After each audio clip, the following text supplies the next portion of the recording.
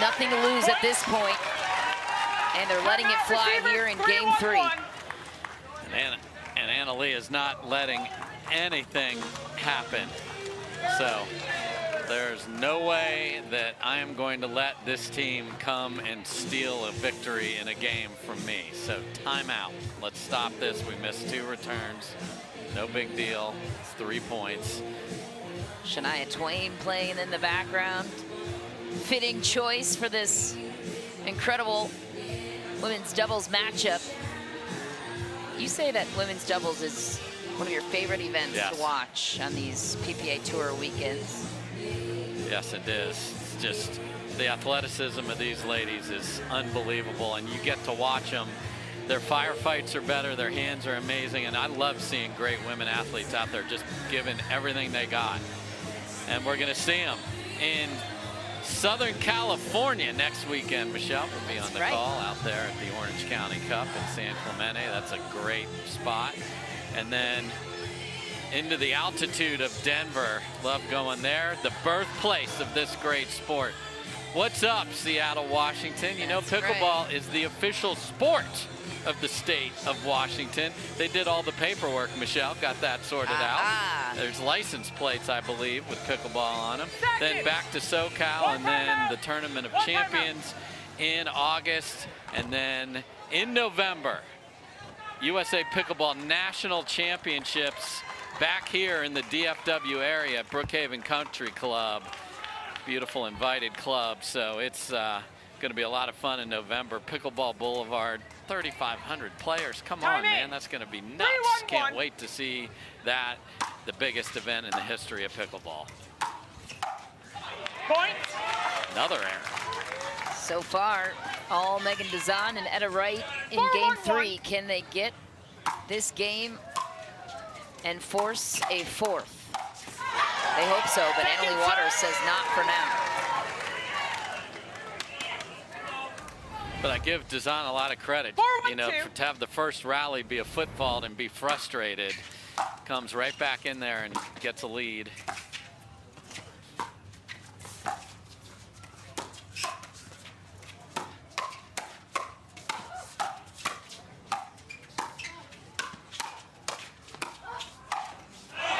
Said the firefights are best in the women's game, and there it was. That's why we love it. That's why I love it right there. And another uncharacteristic error from Annalise. She didn't get it in her strike zone. It was actually up, and she swung down instead of through it, and 5-1.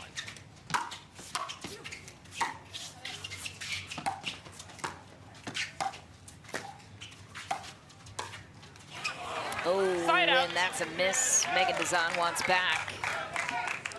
Yeah, great run, though. Yeah, great run. They got stagnant with their feet, too. Sometimes when you get beat, you just sort of get, you know, your shoes become cement blocks. So I saw some better movement, even a threat of a move. And Dazan coming into the middle even there makes a little better look for their team. That's the ball she's got to take there, right there. Megan Dazan going toe-to-toe with Catherine Parento. The 1 seed feeling some pressure here in game 3. Side out. 2 misses. Serve returns to Etta Wright and Megan Dazan. 2 chances to consolidate this lead. And sometimes when you just wipe out a team, you're already picturing the trophy presentation, and you have got to dig back in here. Second serve. Can't give freebies away when you have that good a serve and a great look at a 3rd shot drive.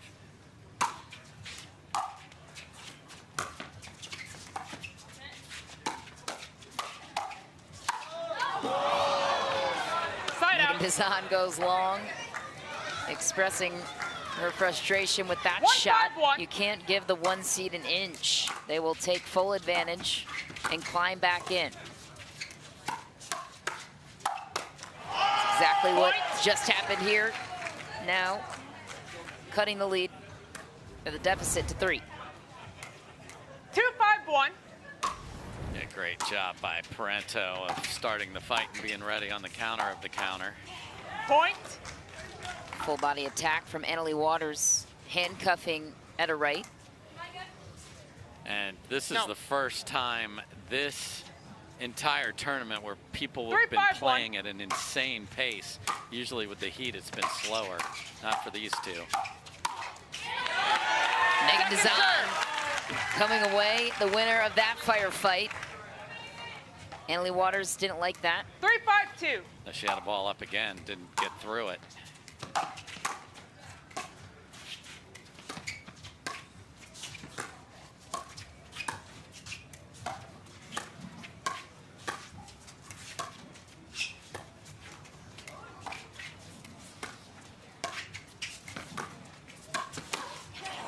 What a shot from Catherine Parento, fading to her left, goes down the right, inside out. 4-5-2. She's so good with that misdirection. Side out. She swung so hard, the glasses fell off there, did Annalie Waters. So, gonna go either, I don't know if a lens or the whole thing came off, so we're gonna get timeout. Receivers. Get those straightened 5-4-1. out. She might even be calling a timeout here because of that. Timeout called on the court. Parento and Waters pulling within one. All the momentum on the side of Dazan and Wright. And then what started to change? Well, the lead was built on errors from the other side, uncharacteristic errors. So what has changed is they've got their game dialed back in here, have Parento and Waters, and until the glasses fell off, they have been on point. Here's the big swing, and the glasses go flying, and I don't know if she stepped on them or not. But I'm sure she's as particular as I am. I am a player that also wears sunglasses when I play, and you don't want to smudge anything to be on them. Sometimes, obviously, the court is ability to scratch, or even just one little thing in your eyesight. We talked about Leah Jansen's even working with a vision coach. One little blur spot on your sunglasses could make all the difference when you're looking for margin. So see what's going on over in her box with, does she have, we see Lee Waters is actually on the phone trying to get a pair. You always wonder, like when you're watching a sporting event, like a football player, a pickleball player, whatever sport, like how many sets of contacts do they have there? Like what happens? Like how much stuff do you have? And again, the pink out and the signs. Love the fans that have been here. Appreciate all the volunteers that have worked tirelessly. We've had some weather challenges here. They've been on point all the way. The pickleball tournament staff, 1,500 players are playing in this. Michelle, the largest tournament in PPA history. They're here early to get that, all the amateurs going, and they are playing for the first time ever on a PPA tour event for a golden ticket to make the USA Pickleball National Championship. Which is? Oh, right back here. Oh. In November. So there's going to be some big news on that next week. Annalie feels good about her eyeglass situation and is smiling and ready to go. You never know what you'll see on center here, Michelle. You never know, but we've been pleasantly surprised here today. Jaume Martinez-Vic was a favorite for me. I love seeing the Cinderella story. Came up short, but he gave us a show. Yeah, the fans, people are going to be searching out his court at every tournament stop that we showed you just a minute ago. And the other thing it'll do for him is he, and I talked yesterday, he wants to get going with doubles. He's going to get better partners because they've seen what he can do with singles, and that will translate eventually. He just needs reps and better partners. Can imagine there's a lot of male players out there now looking at him as being an appealing partner. Yep, just got to make sure that the singles progression gets there. Some people get stopped because of the nuances. Point.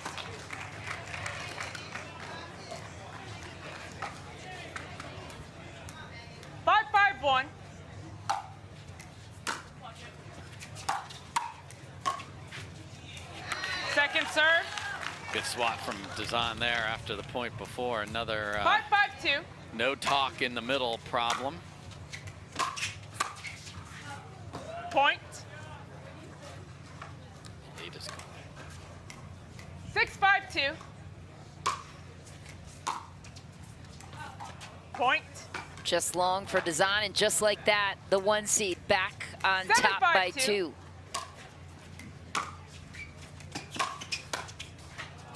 Make that 3. Wow, 3 errors in a row after eyeglass gate there, and 8-5-2. my goodness, 7 in a row in total.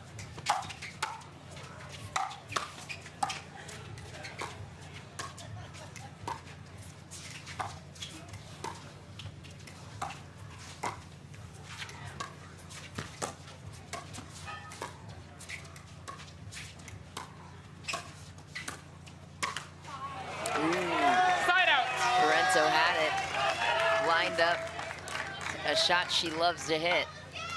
Yeah, they earned it again with a just beautiful job of dinking with a purpose, going to the middle repeatedly and then pulling them out wide.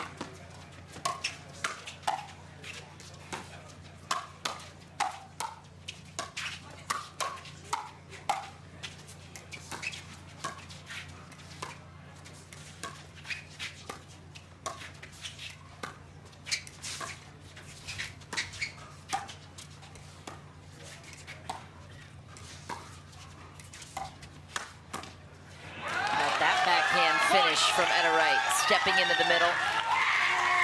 Much better being authoritative in the middle. She has taken a bunch of dinks, giving ground. Like if she stands up there, she can take that ball out of the air like she did there. And she actually has offense off that one-handed backhand to finish that ball.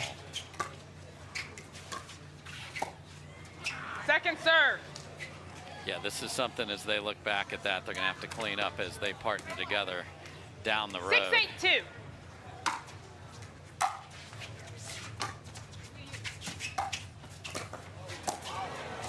What a grab from Etta Wright. I mean, to get there is one thing, but to leave it in a safe place and put pressure on Anna Lee in front of her, really good.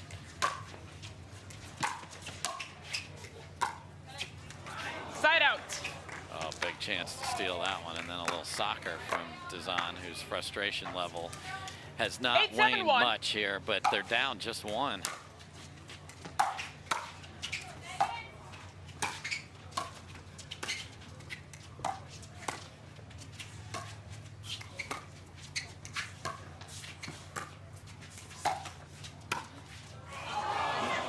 Dazan goes for the baseline, just misses off a last-minute redirect off the tape.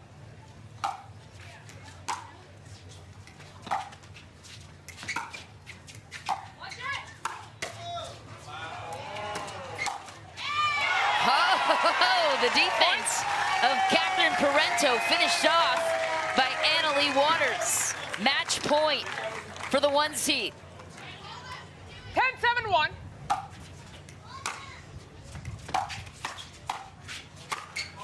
Not yet, according to Etta Wright.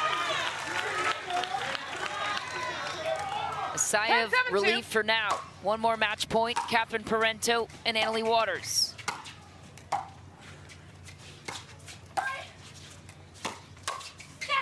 Point game match. And the match finishes on the paddle of Catherine Parento. Another gold medal goes in favor of the 1 seed. Catherine Parento and Anna Lee Waters earning their 4th gold of the season. Anna Lee Waters aiming for yet another triple crown. Step 1 accomplished. Yeah, great run for Dazan and Wright, but they ran into the top players. Obviously, they're not the 19 seed. That's a little Martinez Vic left over there.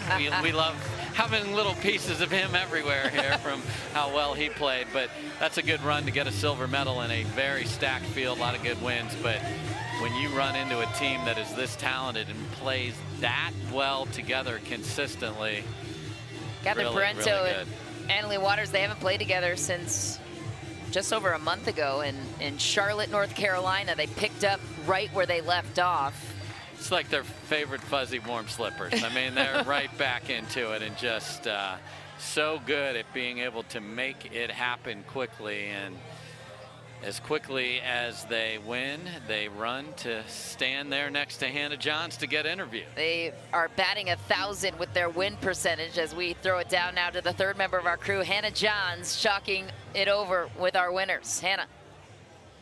Thanks, Michelle. These ladies on top of the world right now. Catherine, they made a little run in game 3. They got a little momentum. What do you need to do to make sure you fight back hard, especially in this best 3 of 5 games? Yeah, I mean, we knew they were going to fight until the end, so we had to stay focused, and we caught a timeout, actually, because Annalie, I mean, her sunglasses just fell down, and it was a good moment to just kind of focus back and just go back on the original game plan, and it worked out for us.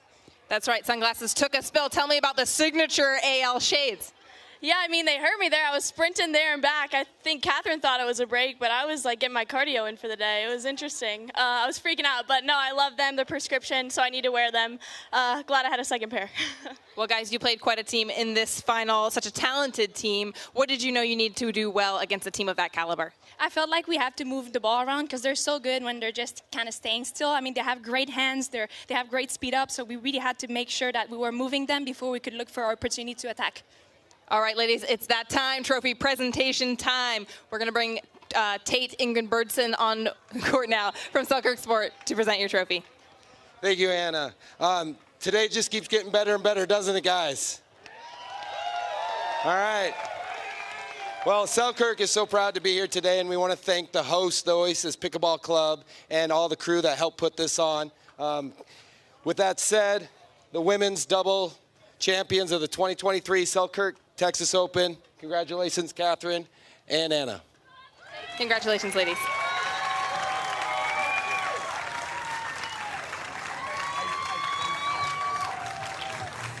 Hannah, thanks so much. Another gold medal to the #1, Annalie Waters and Catherine Parento. All smiles, their 4th of the season, and they're the team that can't be beat.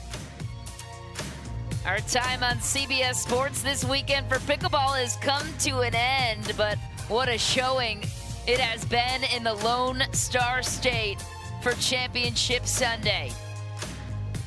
You've been watching the Selkirk Texas Open presented by CIBC. This is the 11th stop on the Carvana PPA Tour, and it has not been disappointed.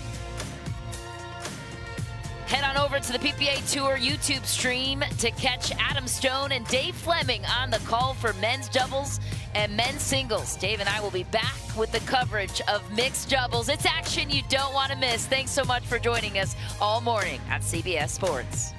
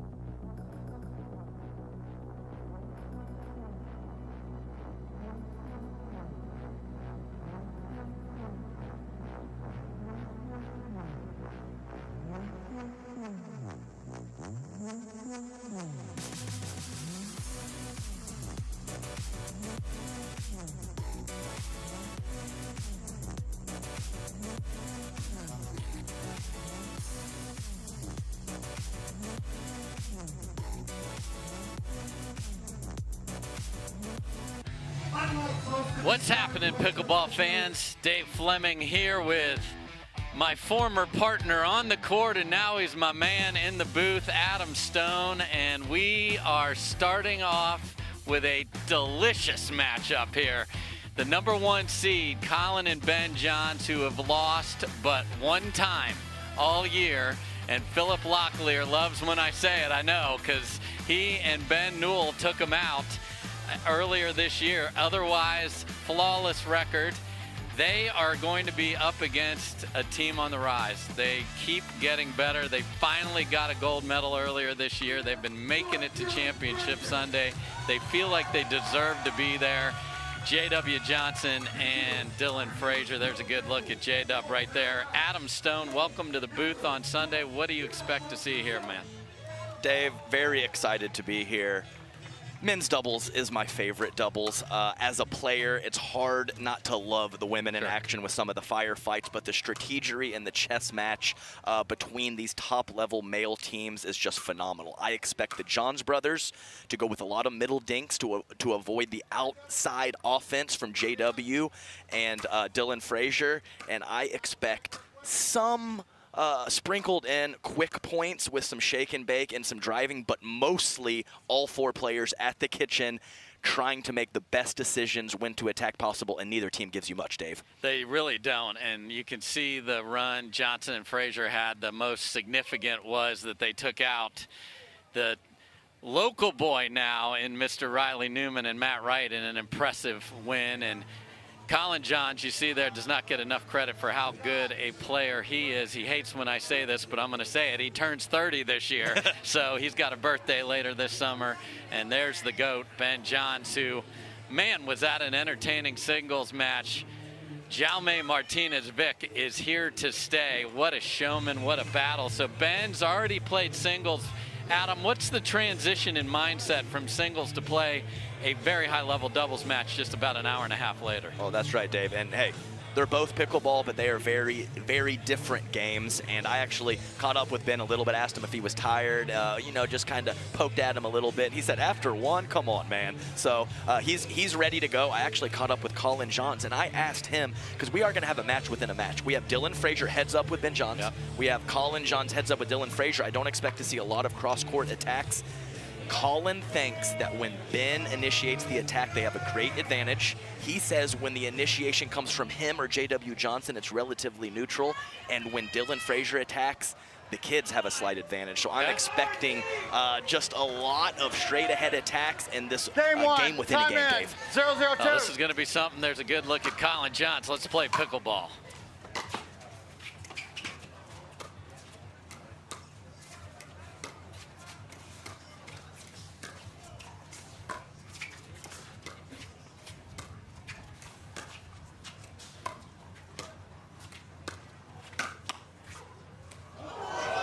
Point.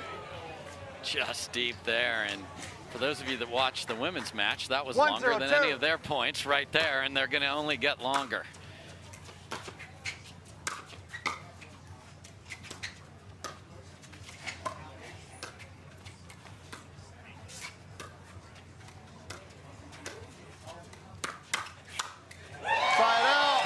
The grind starts, Mr. Fleming. It does, and you know, the question is will J.W. Johnson pull the trigger on the forehand in the middle? It's been talked about all year long with those middle dinks that you talked about, and we're going to see them all day long. And there's the drive, too, so will they get to the shake and bake you asked for as well? We shall see.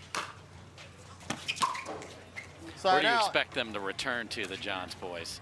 I am not exactly sure it matters too much. I don't think there's a big discrepancy in consistency on third shots, and they're both active up at the kitchen line if their partner is going to drive. So I don't see a big reason to go either way. Possibly just stick with the high percentage play, Dave. 1-0-2.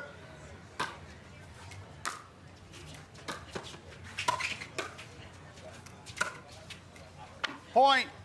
Great eye, and expect that Dylan Frazier attack to go to the right side of the body. It's a great matchup because Ben has a phenomenal forehand counter attack. Who's going to win that battle?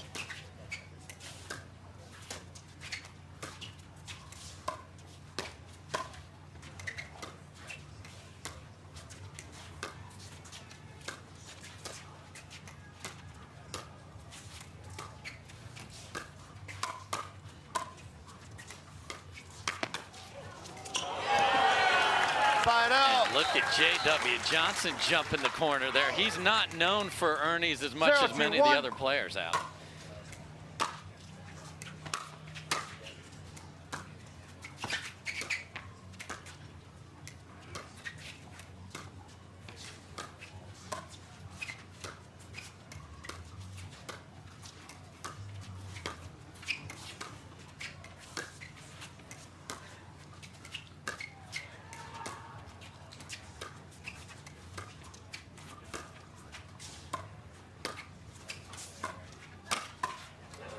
Second serve. Beautiful job by Ben Johns reaching in. Yes, and actually going across Dylan Frazier's body to the left shoulder. He's more comfortable going down the line, so a nice spot switch for Ben Johns catching Dylan Frazier.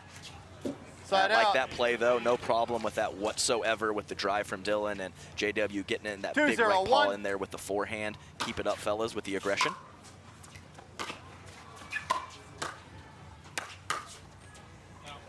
Second serve.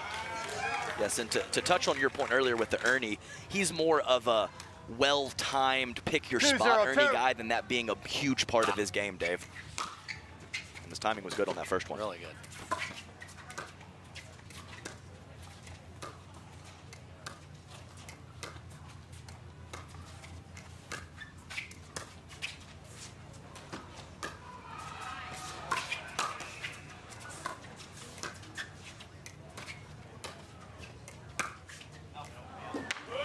Point. Faked it on the swing before that and then went for it. So we've seen a little forehand attacks here, Adam, from 3-0-2. And an attack that wasn't a real attack, a lob. Exactly.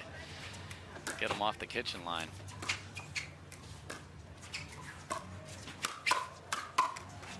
Too good there with the combination from Ben Johnson. Let's be clear, when you're playing a team where the left side player takes 75% of the court like this situation, often a lob can be a good play because Colin is going to be hitting a backhand overhead on most of those attempts.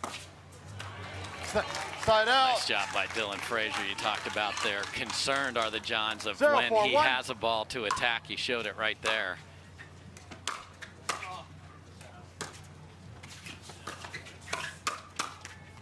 Second serve. Good counter from CJ there. That was coming fast at it. 0-4-2. Up in his face, and he got the paddle up.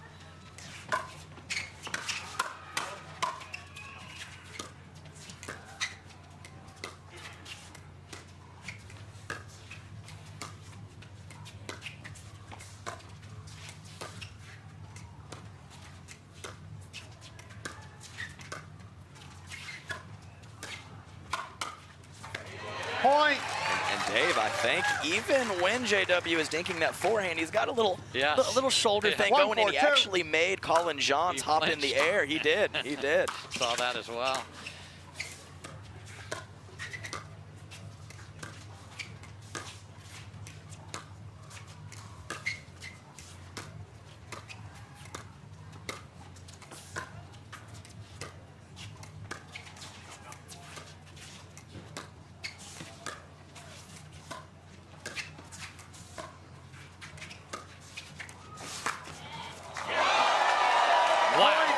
J.W. Johnson after the chicanery of the Ben Johns inside-out forehand, Adam. Come on. I mean, ridiculous. 2-4-2. I thought there was no way he plops it right in the corner, J.W. Johnson. Yeah, and I would say, Dave, we often see the Johns players playing Riley Newman and Matt Wright, who really go with that offensive barrage. This might be a team with the athleticism and the consistent dinking that can actually play the same game the Johns brothers do. We always talk about creating chaos against the Johns, getting out of their comfortable patterns. This might be a situation where Frazier and Johnson have a couple ways to stay in this match. For sure.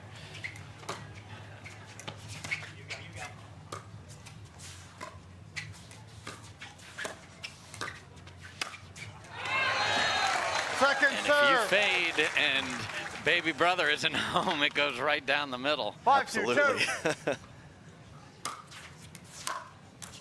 Point. See, this is what you just can't do. You look up and you're like, oh, I think we're playing pretty good, and it's 6-2. 6-2-2.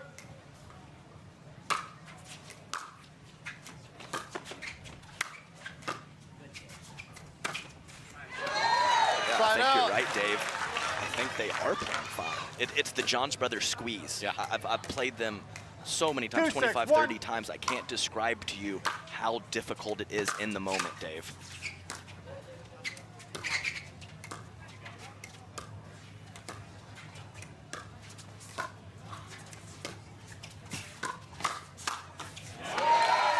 Nice combination from the Young Bucks on the near side. You think, hey, we have to create chaos. You pull a couple triggers, you get hit in the chest. Yeah. Hey, let's play within ourselves. Let's dink a little bit. You lose the chess match. It's just so tough out there.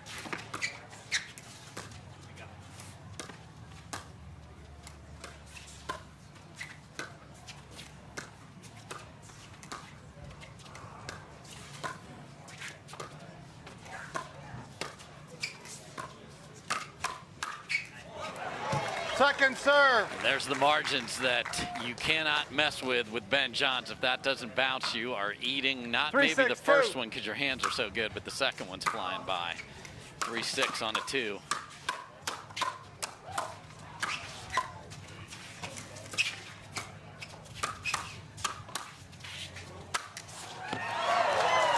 Obscene hands there, Adam. Come on.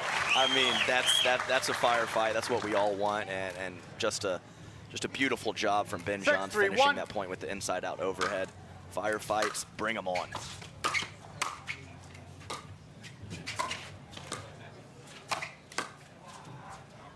Second serve. Good hold on the first one. I think it's important for them to get the ball back and just not let them just one at a time, and then it's 9-4 or something. So big chance to get a return. 6-3-2.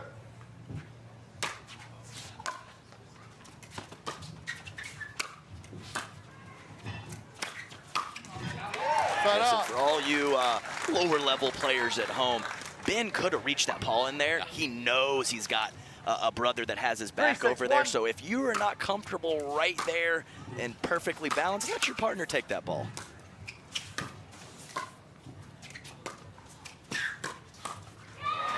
Point. Speeds up at the backhand again. So Dylan Frazier is pulling the trigger when he can, and your scouting report said they feel good about that, probably, and CJ was worried about it, and I can see why. 4-6. Point. Nice play from Dylan. Yeah, one of the best deception. He holds that paddle and whips through the zone. Good luck reading where that ball's going to go. And let's be clear, Ben loves the middle of the court, so if you can catch him high on that backhand side, it is one of the very, very few small weaknesses that he has. Second serve. Yeah, there's a ball where rare indecision, and to break, we'll talk about the fact that we have, well, we got the screen going bananas behind us there, but hopefully we'll get that fixed. It's going to be tough for Dylan and J-Dub to play through that back there. Point. But they do, and they earn it, and we are knotted at 6, and it has been attacks off the bounce. 6-6-2. And not in the middle, stepping to his left and attacking JW. New tricks here in Texas.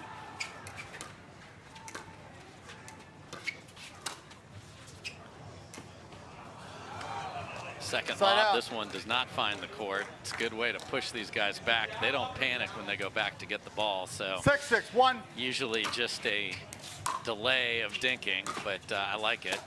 Just got to Point. make it. Yeah, tough break there. That's the easy one. He's not even really trying to do much. Both opponents in the midcourt. Definitely a ball you got to put in play for Dylan. He'll get it cleaned up.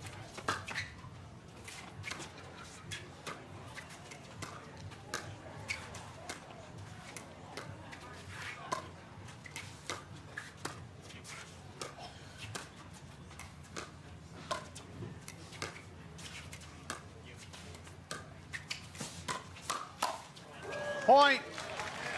Seen that fish a couple times here, and now he's all over it. Exactly right. I believe that was 2. He got caught just a little that time with a full lunge two-hander. Plenty of pace on that counterattack. Dylan couldn't come up with the combination.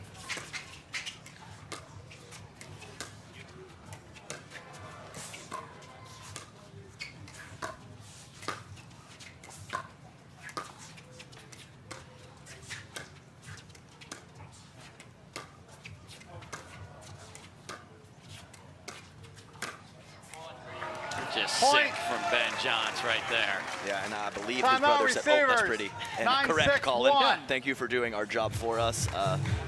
Yeah, we had, I believe Dylan was kind of going for that scorpion with the forehand, Dave, because early in that match, Ben did take that at his left shoulder. So Ben just so smart at balancing his patterns, going to the right spots when he needs to, and that is combined with the quality of his shots, one of the reasons why it is so tough to defend against his offense. Yeah, and he knows it when he's out there, and he's looking at where is your paddle, and he's that good at picking off a spot, and that ball wasn't hit hard. That was just rolled perfectly. No, exactly right, and Dylan, unfortunately, not really too close to catching that one either, Dave. So he needed a third member. We needed a left fielder, a right fielder, and a center fielder for that one. So, Adam, we have two teams that know their roles. We're not going to see anybody change inside. What's the benefit to this team of having a clearly defined right side and left side? Well, and it's a great topic of conversation, Dave, because the flexibility of switching around, creating different patterns, and giving your opponents different looks can be a solid strategy. But I think the way the game is going, with all these players getting so good, knowing your role, being comfortable in that role, and not necessarily worrying about some of the other stuff unless the situation gets very dire and you do make a switch. I think that's probably the way the game is going, Dave. Yeah, I agree. And, you know, Ben himself has said, I think eventually a right-hander and a left-hander playing on their side with the forehands in the middle will be the best team, and he's probably not wrong. He's not wrong about much. No, and that's the truth.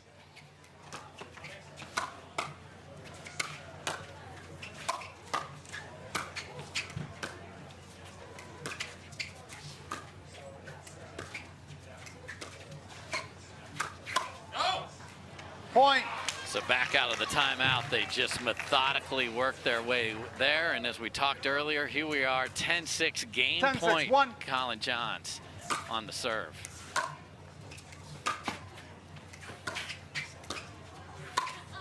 Point. Game. And that will do it. So Ben and 11-6. Colin Johns saw a lot of new stuff from the youngsters on the other side, but they fended off. They take game one, 11-6. But folks, we're playing best 3 out of 5. Lots of times for the youngsters to rally. Can they do it? We'll find out after this.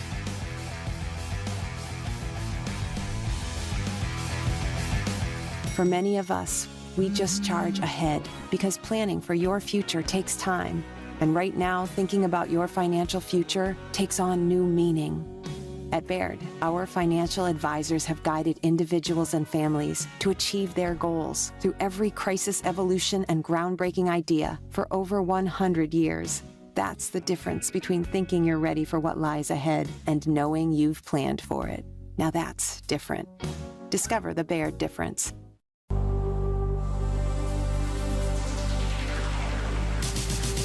Gearbox introduces the all-new CX-14 Ultimate Power with SST Core.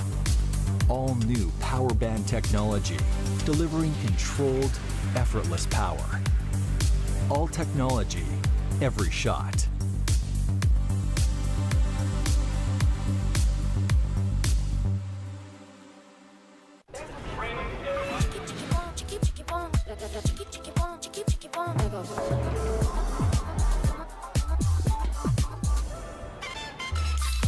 Follow your vibe. Busy Hard Seltzer, flavor for every vibe.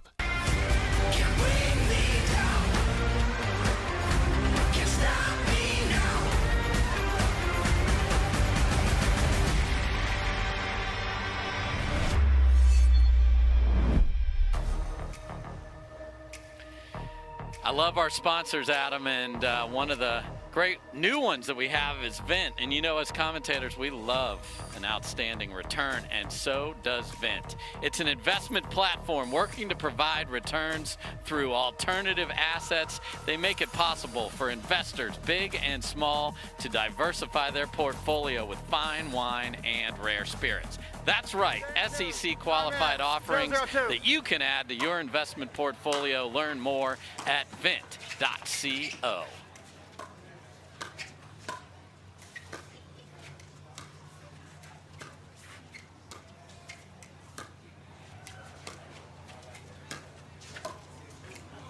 So I'll put you in the youngster's corner. What would you be telling him, Adam? Well, I don't think I would 0-0-1. change anything too drastically. I think Dylan Frazier had a couple shots into the net in that game 1, and that might have been the biggest difference.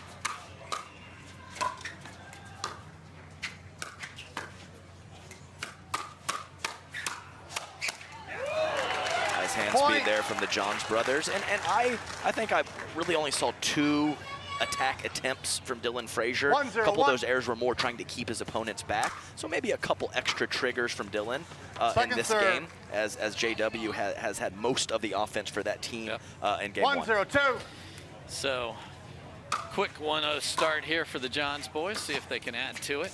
Game 2, best of 5.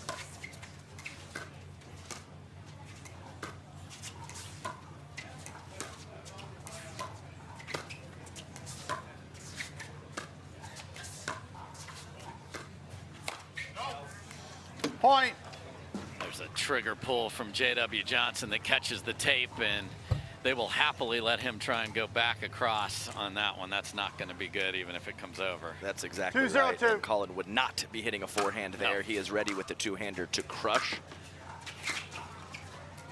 Yeah, so if you can find a little deception, you can maybe catch him late on his slide, but if he is in position, he's going to wall up that thing, and he's got, like you said, he's got baby bro to fill the gap in the middle. I just love it that I like to refer to JW and Dylan as the kids, and Ben's 24. Yeah, exactly. So feels like he's been around forever, but he's only a couple years older. He's got to be a couple years from getting the AARP magazine. Come on.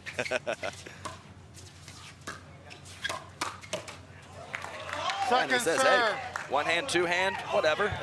You want to put that ball in space, and then I'll crush a two-hander. You want to attack my body, one is fine with me as well. Just showing why he is the premier right side player in the game.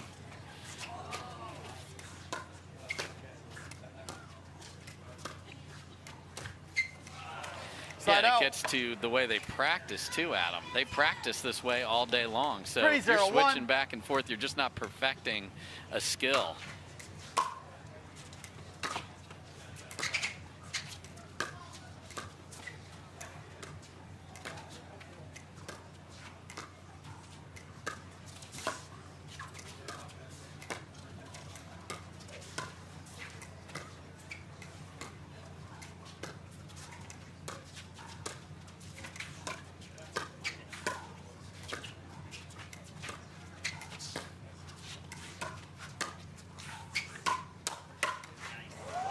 Point. It's tough. I mean, I said maybe Dylan should pull a couple triggers, but then he does, and that happens. So just another reason why these Johns brothers kind of grab you mentally and don't let go. 4-zip here in game 2. And the wild flying fade and gets it down too, Adam. That's what's so impressive. Yeah, put it in the dirt, Dave. Let's be clear. These players' hands are so good. Hitting through the court works occasionally, but put it down at the feet. That's your best bet, and often it comes back still. So put it in the dirt, and the Johns are so far into the dirt, they're planting flowers. 5-zip in game number 2. Play for fun, to win. Whatever your play, there's Penetrax Joint and Muscle Cream. No greasiness, irritation, or unpleasant odor for deep penetrating relief. Try Penetrax and play on.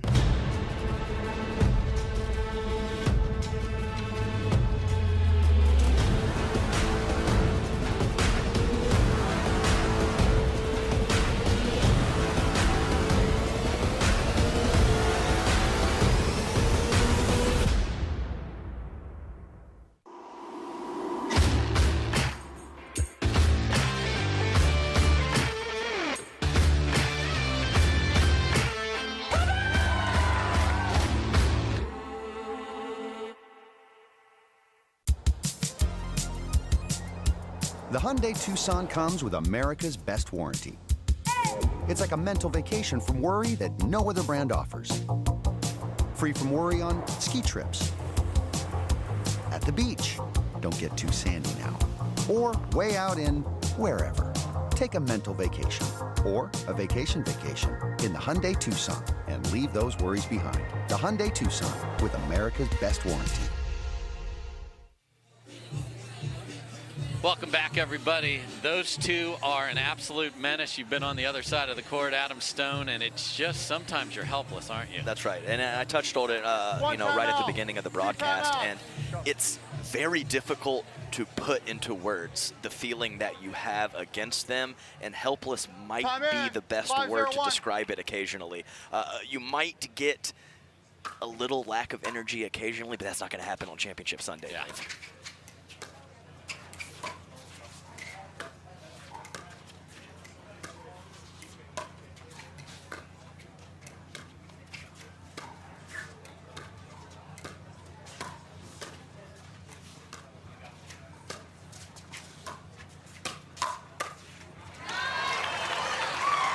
Frazier ready with the counter there, so they get one stop out of the timeout. 5:02 here in game 2.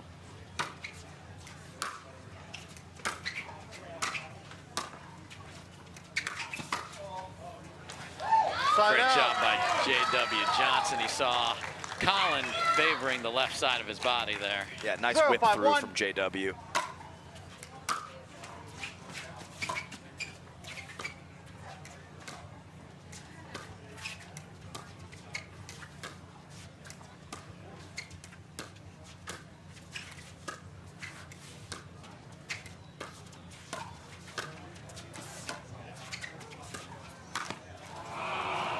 Break there on the Ernie attempt from J.W. Johnson. And this might sound a little counterintuitive, Dave, but occasionally when those dinks go to the middle, J.W. Johnson could occasionally attack Ben Johns from that position. Yep.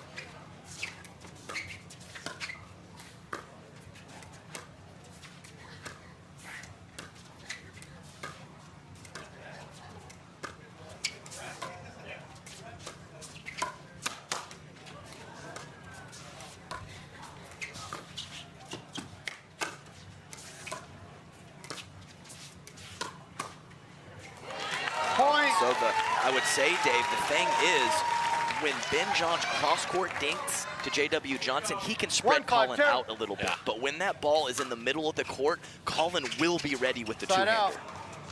Yeah, and this is the problem when you're playing them. You play a nice point, you get on the board, and then you throw a third into the net. You just can't do it against these two. 5-1, Ben Johns to serve. I mean, it's probably a very slight advantage once the ball gets to neutral right now for the Johns brothers, but the sprinkled in freebies is the difference. Because they don't sprinkle.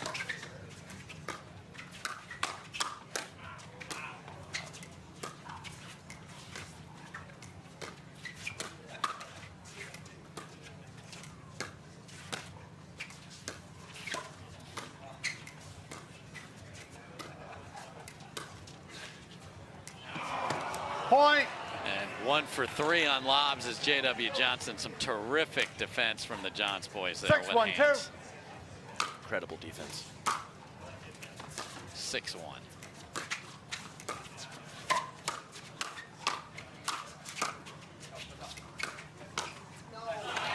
Nice pressure, controlling the kitchen line from J.W. and Dylan. But I will say, those two lobs that he missed, the Johns brothers didn't move right away. No. So he fooled them a little bit. I would hope he wouldn't completely stop looking for that shot.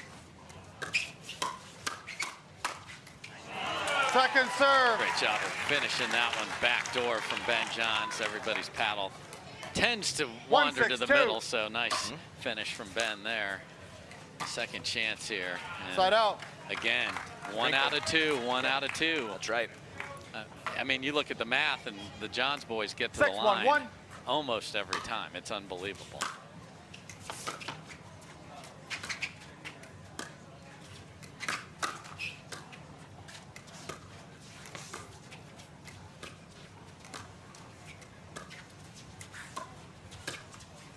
Second serve. And that was the, he pump faked himself. He was going to attack for sure. I could see the paddle position, decided to go with the soft dink, and that cardinal sin of pickleball changing your mind cost Ben Johns there.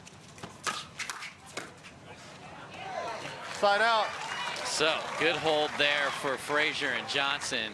Just haven't been able to get momentum, haven't been able to get the crowd going with them here, and that's what the Johns boys do.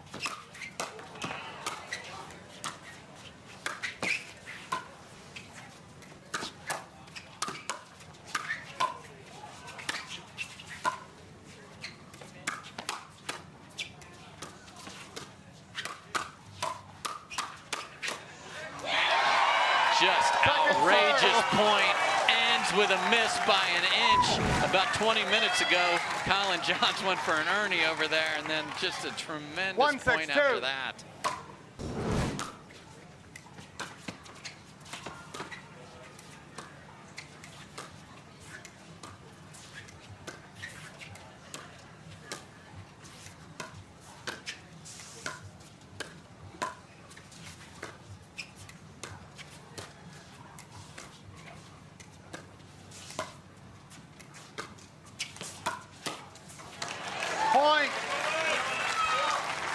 Really nice shot from Dylan Frazier there, a couple times out wide, just kind of really attacking the ball and hitting it quickly and taking Ben's time away.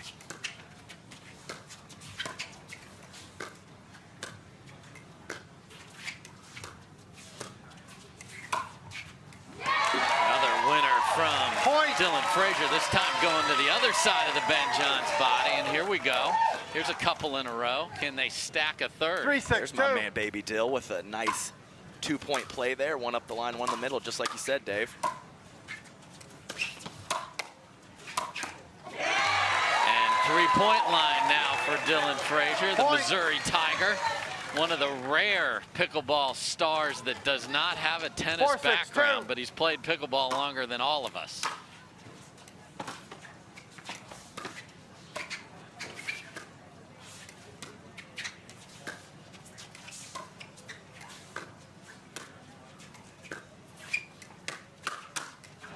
Side out.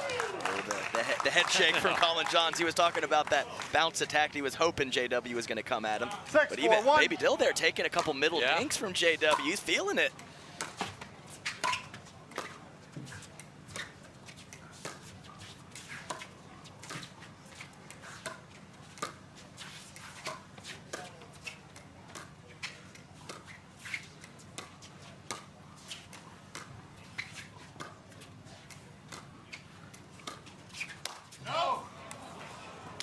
And weird matrix for CJ there as it came off the tape but got out of the way. The jump duck.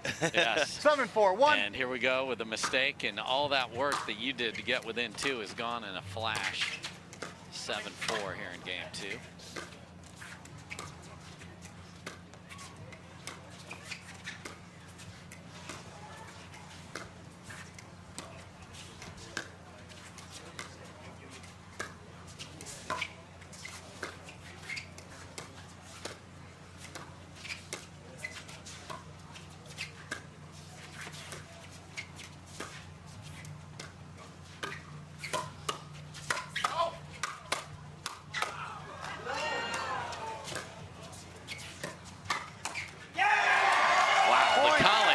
Reset clinic, and then he gets to finish it off. It's a block party, Dave. Colin Johns, just an absolute wizard from the midcourt, dropping that ball in the kitchen beautifully and just forcing his opponents to hit one more shot.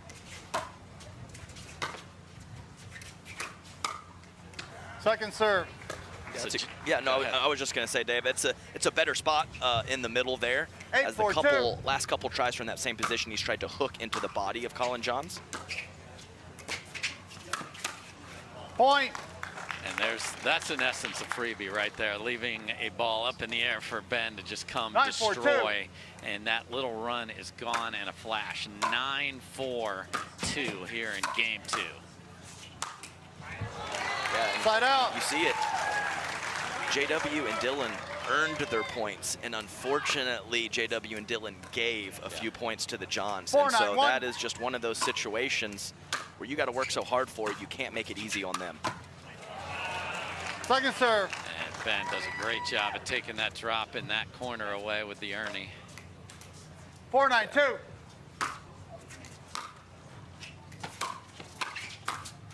Side out. I think on that previous point, Dave, a really comfortable shot for a lot of players that have that nice topspin forehand is to go inside out at that corner of Ben, and when he can take it away with an Ernie, just another reason or another thing to think about. And it builds that helplessness feeling you talked about. It's my best shot, and I can't even put it there.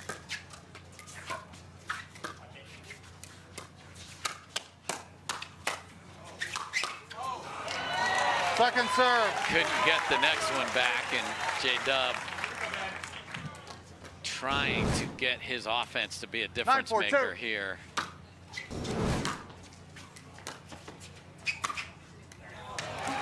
Side out. Nice spot in the middle. Yeah. That's 2 now over the past 4 or 5 points from JW. 4-9-1.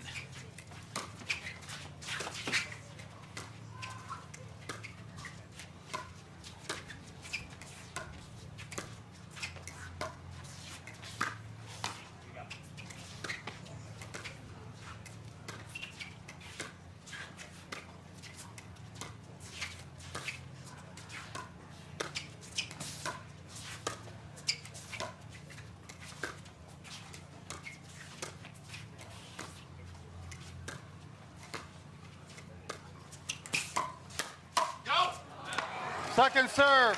Talk to us about why he wasn't ready for the next ball, because the first speed up was really good there. It was very good. And Ben, on that full stretch with the backhand, gets more pace than you think. And unfortunately, Dylan Frazier a little jammed up at that right shoulder on the next ball.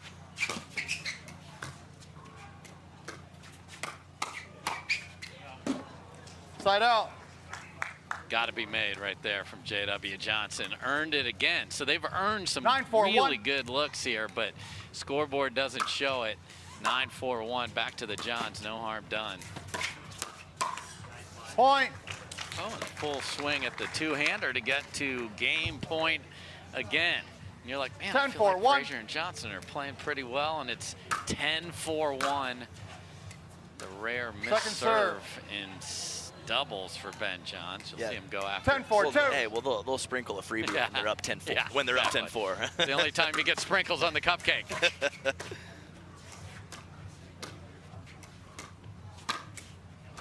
Point game, 11-4, change in. That is it, and in the most Johns-like fashion, and I mean that with the highest compliment, it's 11-6, 11-4. We're playing best 3 out of 5 here at the Selkirk Texas Open, presented by CIBC.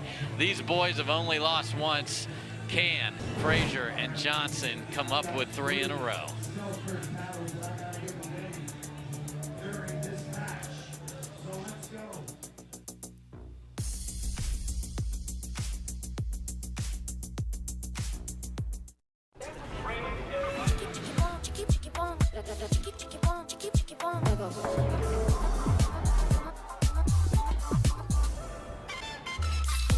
Follow your vibe.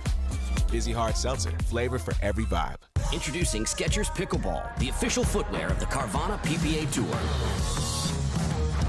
They're ultra lightweight and responsive for incredible speed. They have Goodyear rubber outsoles with a specialized pickleball design for increased side-to-side stability and agility. Plus, they feature shock-absorbing foam and Skechers' famous relaxed fit design for incredible comfort game after game. Conquer the court in comfort. Skechers Pickleball, the official footwear of the Carvana PPA Tour.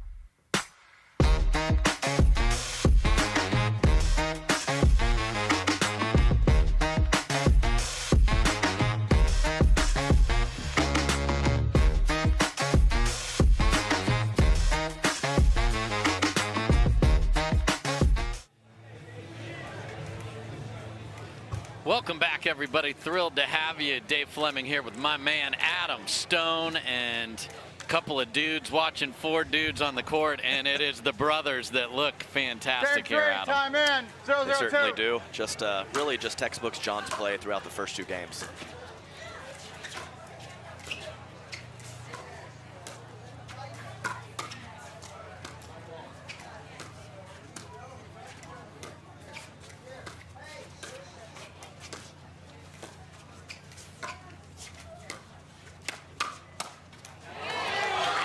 So there's a speed up from J.W. Johnson that catches Colin Johns a little bit. What did he do differently? Well, I think it was a little higher and slower. So instead of just fully yanking that with pace and spin at the body, he went with a little different location and a different pace.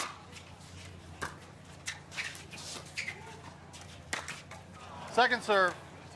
Saw a rare out of control Colin Johns over there and tried to catch him, and unfortunately caught the net.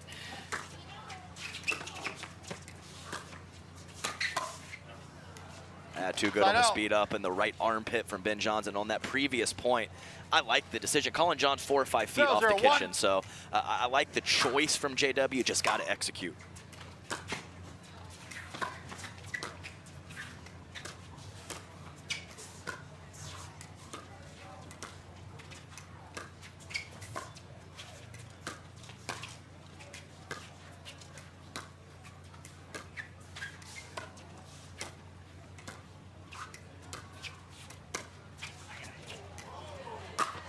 Tweener.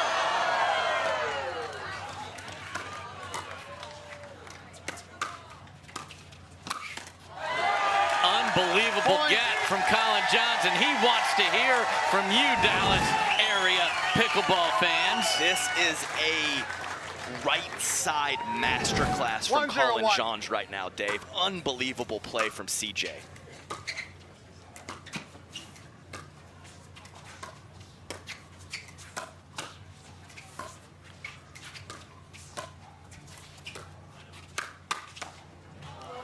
Dylan Frazier has been as fooled as you can get him, and Ben neutralizes the ball back into the kitchen. It's just unbelievable play, and just another just inkling of frustration creeping in when you get that offensive opportunity. You hit the spot you want, and it does not work. Yeah, that countered behind Dylan Frazier, and suddenly he's behind in the rally. That's how good these guys are, and you know, we talked about that guy right there. He has sacrificed his ability to be a great mixed doubles player because he doesn't practice on the left that much. That's how committed he is to this partnership. Still a good mixed doubles player, but just turned the right side into an art form.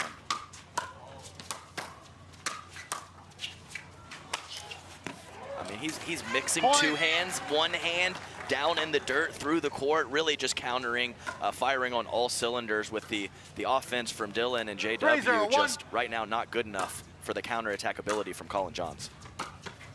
3-zip in game 3. 4-zip as another counter goes astray. And you do not see JW Johnson throw his paddle, and I'm not saying he tossed it, but my goodness. Johns Brothers Masterclass here in their new home state of Texas. We'll be back. Is there anything Frazier and Johnson can do?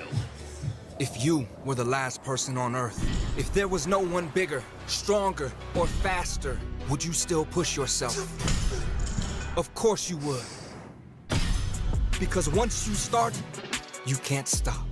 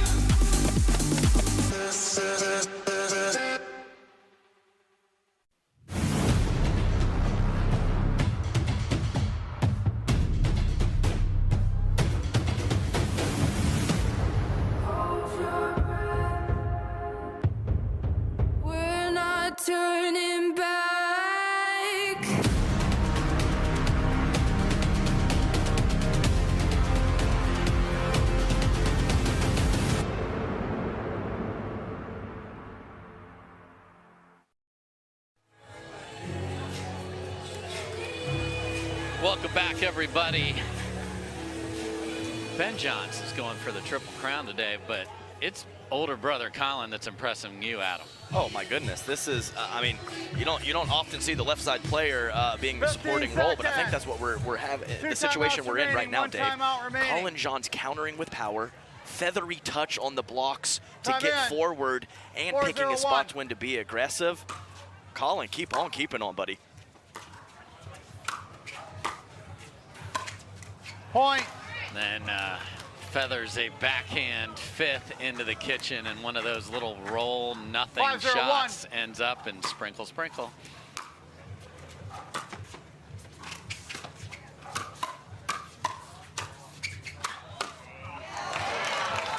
First time that Colin got caught there. They were way ahead in that Second rally, serve. but couldn't finish it off. But 5-0-2. it feels like they get 4 serves sometimes. 5-0-2 here.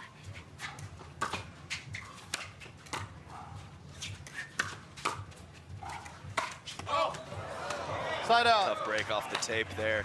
But I think we all know how spirit breaking it is when a team makes a nice 3 or 4 point run. You win a point, you're expecting to get the ball back, and it's their serve again. You're like, dang it. You just stare at the referee like there's no way. There's no possible way. Yeah, they're still serving. Yeah, and you're exactly right to your point. I think it was 2 points ago. Dylan has made a couple errors, not 0-5-1. attacking from the kitchen, but trying to keep the Johns brothers back.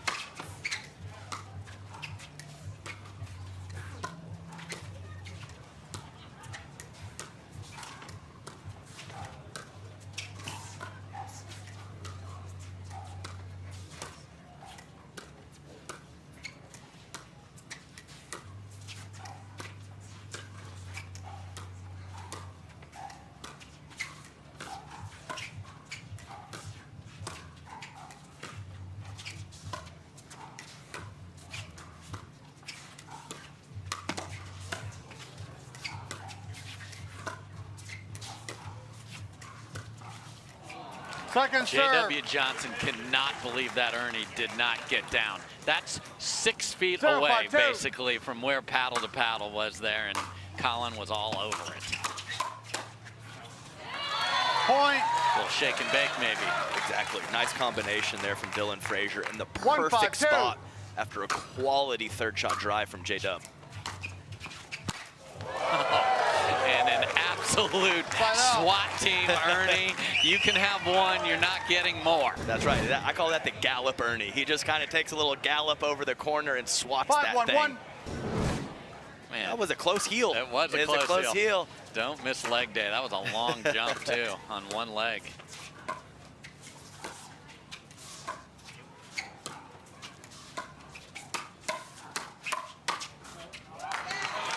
Second Colin serve. got cute, went inside out when he could have just punished it through the middle.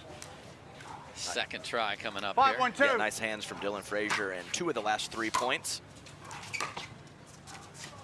Side out. They get a miss, so this is where you got to peck away at this lead. 1-5-1. See if they drive and poach a couple times here. Oh. Second serve. Maybe they should have on that one, but yeah. And I think 1-5-2. you're absolutely right, and you just cannot throw the third if you're dropping it into the net.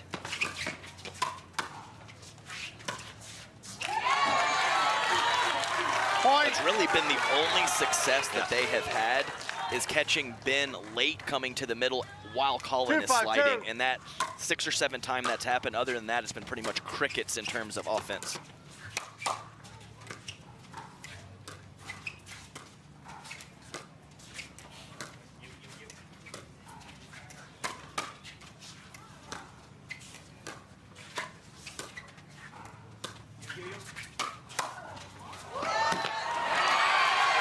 Great job by lobbing and then holding your ground. A lot of people lob and then give ground because they know an overhead's coming, but that's smart play by Frazier and Johnson. And okay, here's a little bit of a run within 2. And now within 1. So we saw this in game number 2. They got within 1, and then all of a sudden the Johns ran away. Can they get it even? 4-5.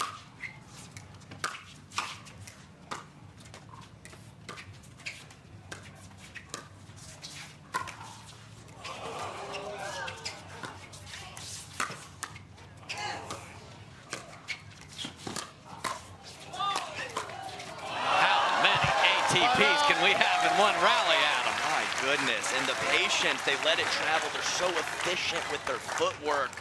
My goodness. I mean, when you, on that ball to create a consistent contact point on the ATP, the athleticism of these guys is next level. So the lead is 1. where things fell apart a little bit for Frazier and Johnson last game.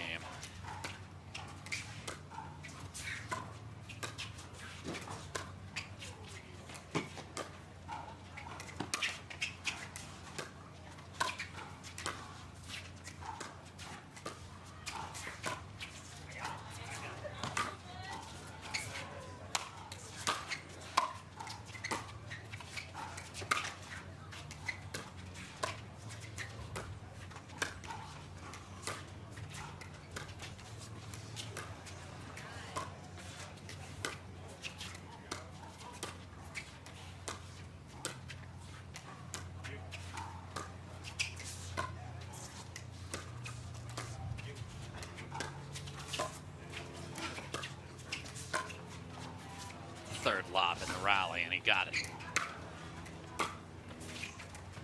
And after all those track downs, it is J.W. Johnson who makes the mistake. Wow, and I'll say, Rule 23B, don't lob twice in the same point. He went for 3, Dave. So 6-4-1. just unbelievable control, patience, and no panic in the midcourt from the Johns to get back forward. I tell all my students, Dave, that I teach at the lower levels, you don't have a lot of time in the midcourt, but you have more than you think, and the Johns is a perfect example of not panicking whatsoever.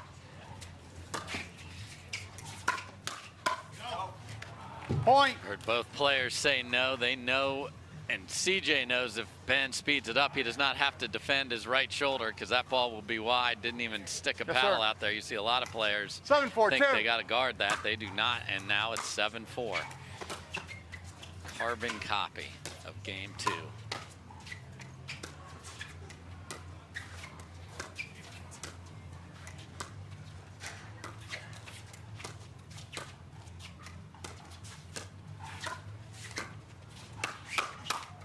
Point.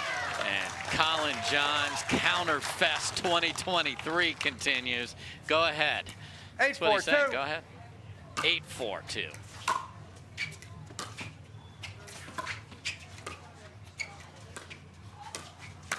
That's a nice move from JW. To touch on what you said, Dave, just 1 second. 4-8-1.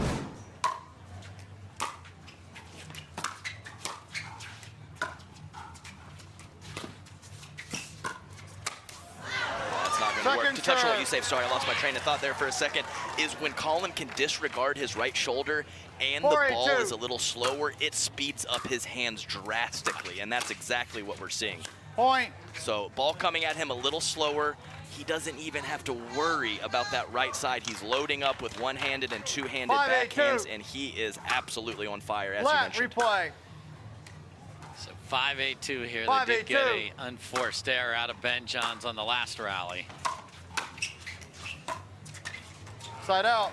But again, can't stack it, and it's the fundamentals that the Johns boys just don't ever get beat at. Yes, the drops, third shot drops, and the dink just touches from the Johns boys. It has to be 98, 99% right now, Dave. 3 points from another title. And there's that same, that's 3 times that Dylan Frazier has had a ball just to keep the rally going, that he went for a little too much. And that is creating a timeout here. So the Johns boys, they're not in a hurry. They're not in a hurry to sit down. They're not in a hurry to do anything. So, Adam, we're going to throw you over into the corner of Frazier and Johnson. I know they start to run out of ideas. Right. I mean, you really do. You do. So they have done a nice job. I know they have Mircea Marariu in their corner down there, and they have done a nice job making some slight adjustments. And sometimes you just get stuck kind of beating your head against the wall, and you're not exactly sure what to do. So, yes, they have come out a little more aggressive in this game 3, a couple third shot drives, a couple little bit more with their dinks and trying to go with some offense, and I think that's a reasonable try, even though they do have a 4-point deficit right now. Yep. And Adam, You got to have gear to play this sport that we love, and there's no better place to get it than pickleballcentral.com. It's the best selection, curated by experts. I'm sure you get asked as much as I do. What paddle should I use? Which ball? I want to play in my backyard. I got a basketball court, get a net. Adam, go to Pickleball Central. You got a 30-day test drive. There's so many new paddles coming out here. Can't thank Selkirk enough for being the title sponsor of this great event. Pickleball.com. They will hook you up.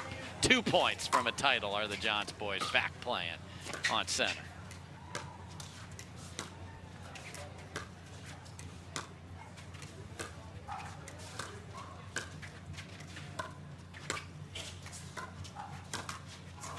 Second serve. What has Ben doing? It's ridiculous. I know. Come on. Just joking. Flick that into the net. 9-5-2. Thing's 36 inches high over there. Come on.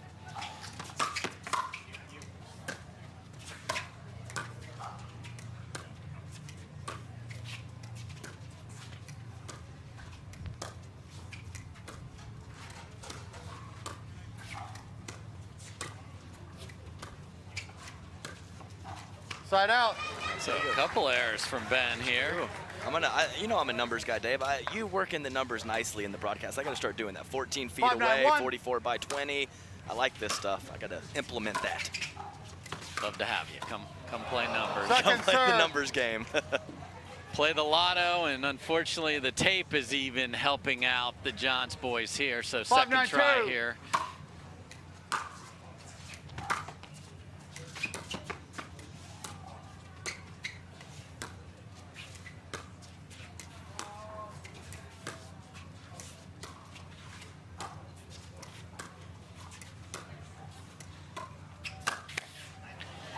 Up just a little bit, and that is the no-go zone for Ben Johns. And this team, even, they're effortlessly, like we see teams panicking, trying to unwind the stack. They get over there, no problem, not in a hurry. It doesn't look like they're hitting amazing returns. Smooth as silk.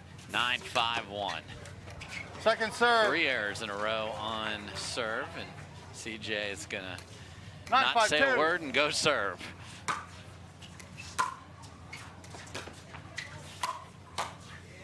Yeah, among many other things, when I'm looking at a new player, someone I haven't seen before, the smoothness and kind of the 5, less 9, 1. flailing and the more controlled player is definitely one of the things that I look for.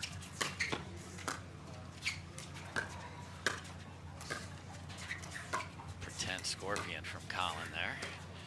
Thought it was coming.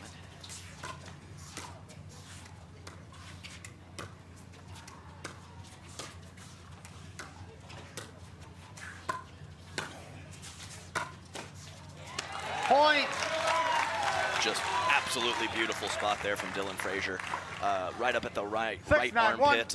He's so good at the right hip and the right shoulder on that shot.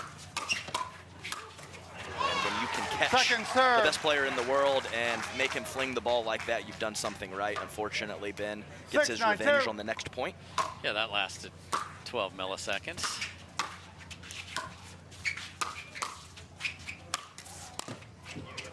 What a get.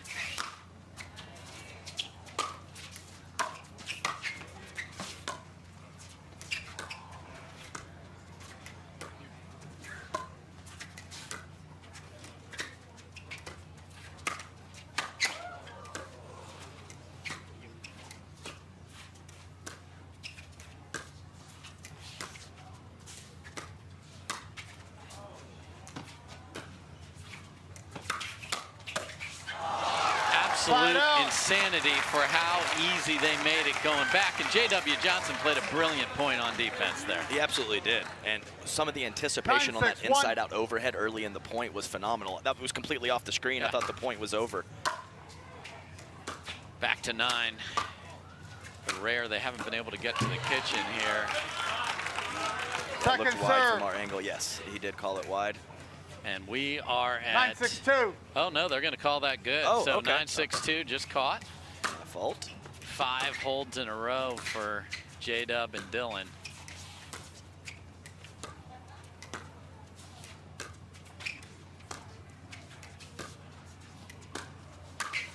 And just couple of spastic moments in the middle there, and we are at championship point for the top seed. Their run has been phenomenal in 2023. Can they cap it off right here?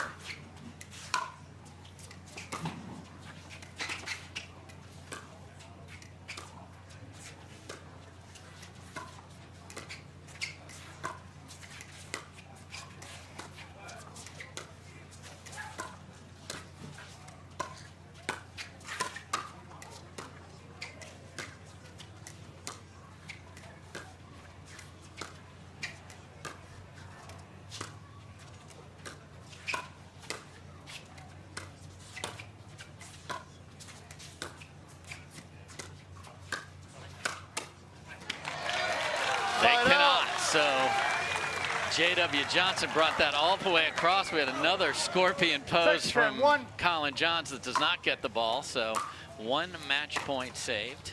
Again, best 3 out of 5 here in the championship Sunday. A little help off the net. The fans want more pickleball, Adam. Oh, you can tell they do. You saw the eruption after that last point, and they're on a 1 here, Dave. 3-point deficit. We got a real shot to get more pickle. Point. And Colin Johns, I don't think, has sped up the ball off the bounce this entire match. Does it there, and CJ gets beat 8-10-1.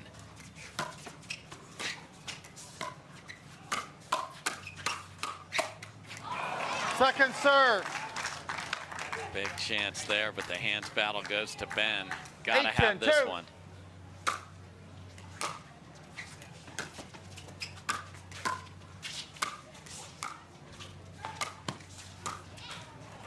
Side out. Just couldn't get the ball on the ground.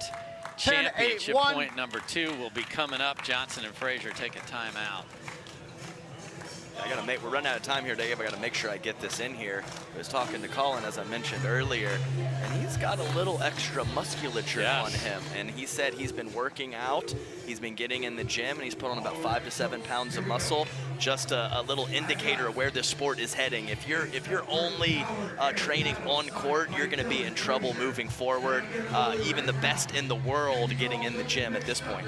Yeah, the amount of work that those two are doing that is not on the court, and I mean practice as well. They are working on all sorts of parts of their body. They are training. The forearm is so critical to what they do. I talked the other day that the forearm day needs better PR because you never hear about it, but it's so important in our sport. That's right, and sometimes these shots that look wristy, it is much more forearm than you realize, kind of rotating through the ball. So I think that's absolutely true, and probably one of the reasons why Mr. Hockey AJ Kohler is so good at those flips with that really, really strong wrist and forearm area. 10-8-1. All right, here we go. Championship point number 2.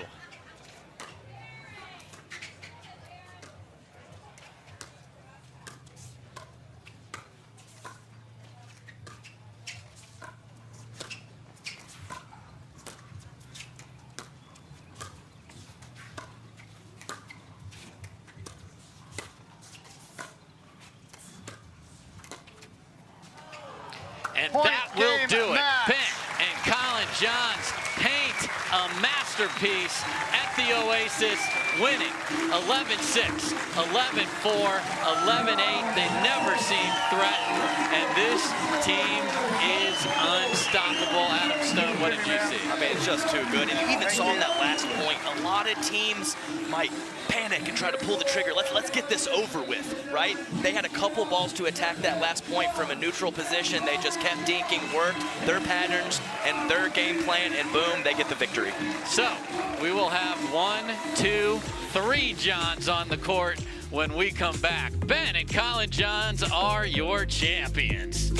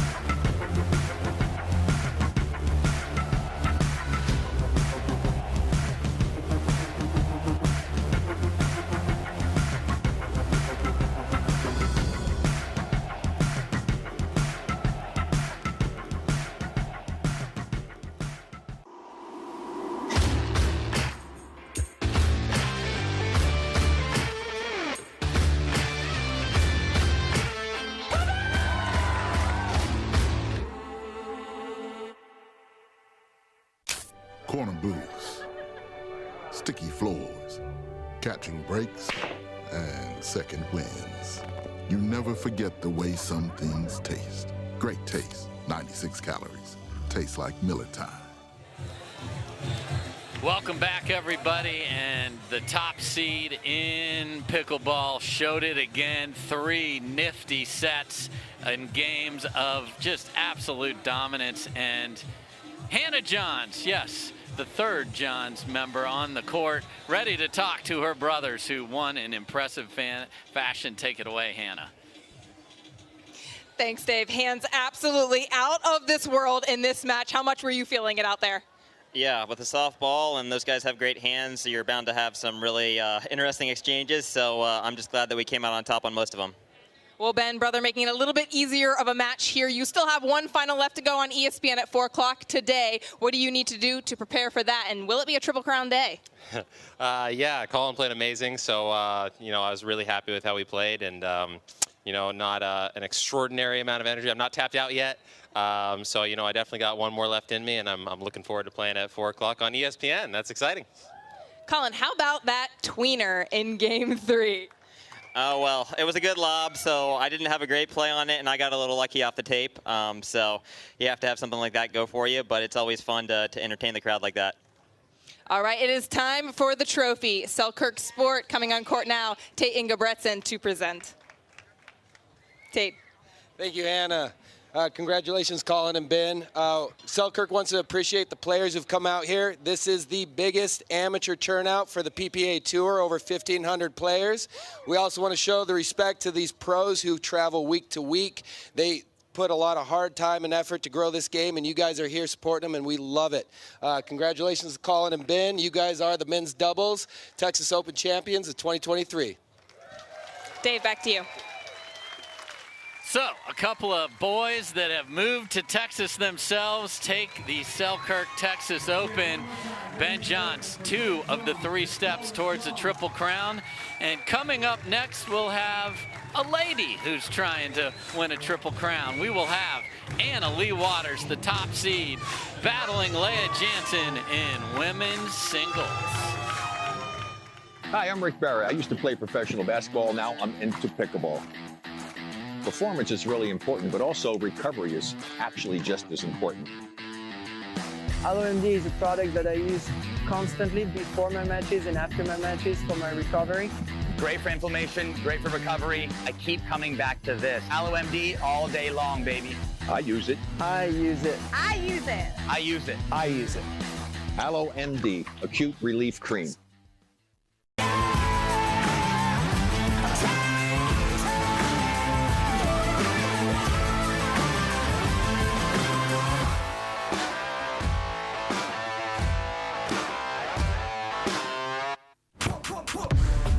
See that thing John Morant has? That's a hypervolt. That thing he uses to warm up and stay loose before he throws it down. That thing Tony Finau uses on course between shots. Ooh, that's money. That thing Robin and I use before and after we're on the bike so we can ride harder tomorrow. That thing Erlen Haaland uses before smashing it into the back of the net. That thing that's for everyone. The Hypervolt from Hyper Ice. Give your body the daily relief it's been asking for.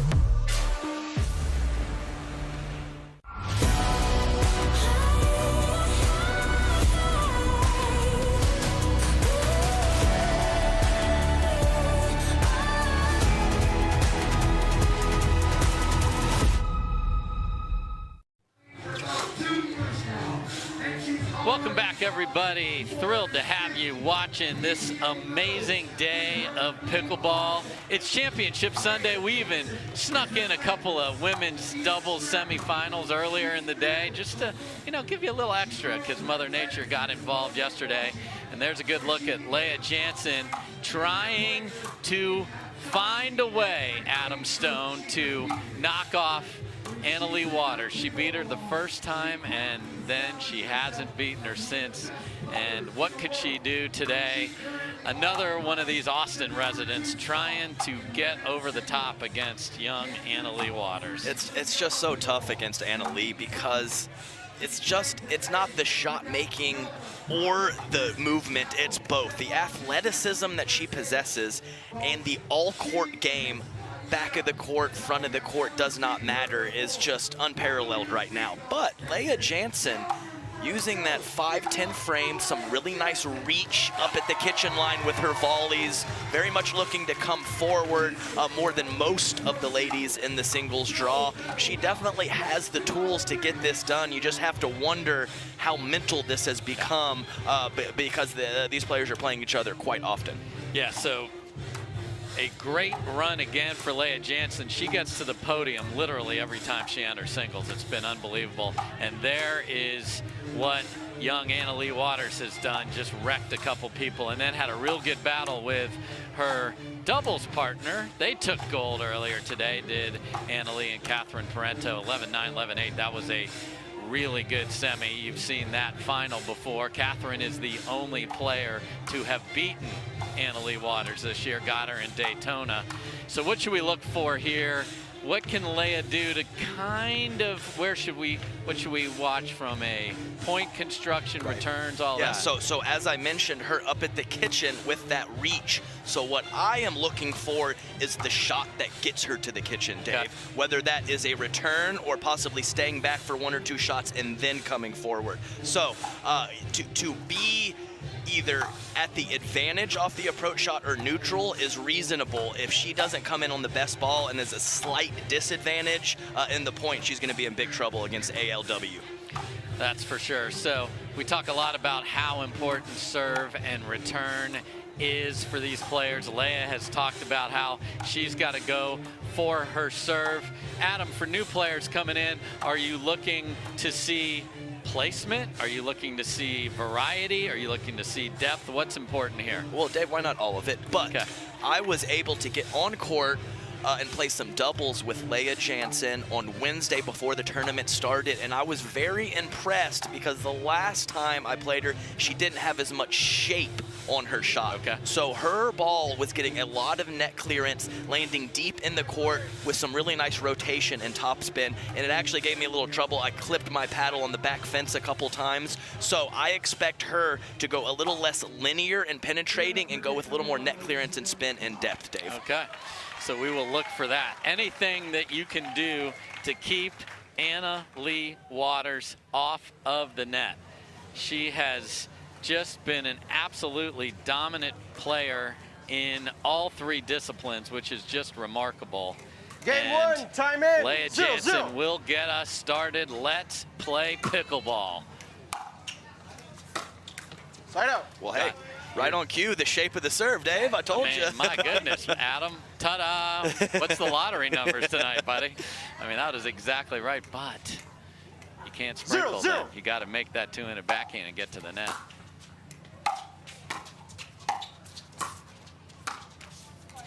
And bad luck off the tape there. And again, if you've been with us all day, this is not Johns and Johns versus Frazier and Johnson. We'll get that cleaned up for you. This is the women's singles final, and just 2 out of 3 here in the singles, Adam. So 1-0. Anna Leigh Waters has 1 more match to play today. She's got 1 title under her belt here so far in the women's doubles, where she was dominant with Catherine Parento against Etta Wright and Megan Dazan, who had a great tournament themselves, getting the silver in a packed field.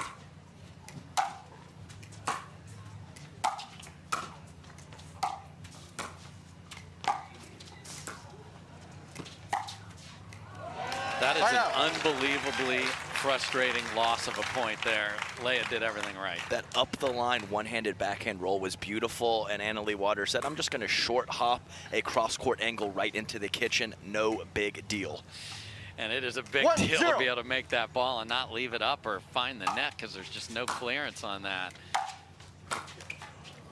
And Anna Leigh's finding angles where there aren't any, and it's a quick start, 2-0 for Anna Leigh Waters. 2-0.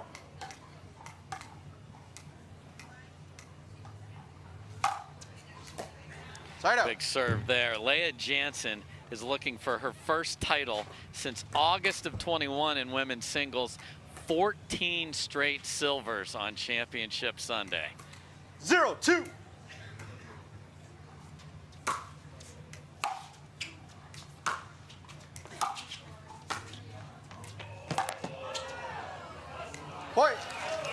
drop volley has become a thing here, Adam, in singles. Yes, big time, especially on the ladies' side. And you can't execute it much better than Leah Jansen did there with a nice carve backhand right in the kitchen. Even the court coverage of Annalie Waters not able to get there.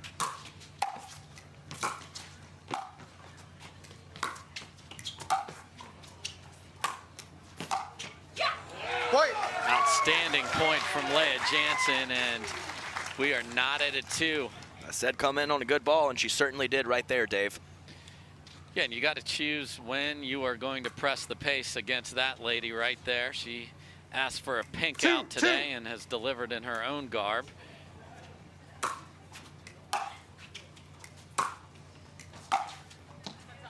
Point.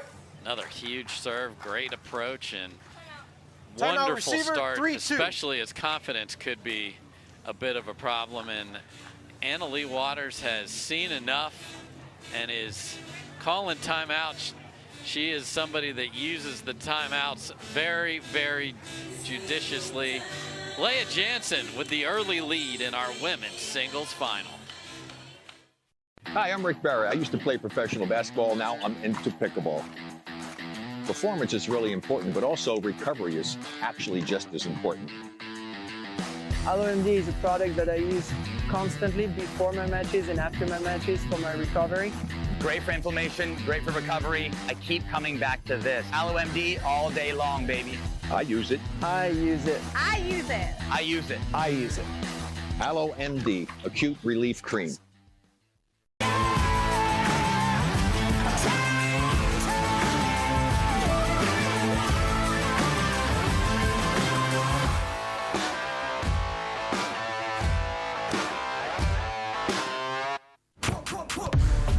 See that thing John Morant has? That's a hypervolt. That thing he uses to warm up and stay loose before he throws it down. That thing Tony Finau uses on course between shots. Ooh, that's money. That thing Robin and I use before and after we're on the bike so we can ride harder tomorrow. That thing Erlen Haaland uses before smashing it into the back of the net. That thing that's for everyone. The Hypervolt from Hyper Ice. Give your body the daily relief it's been asking for.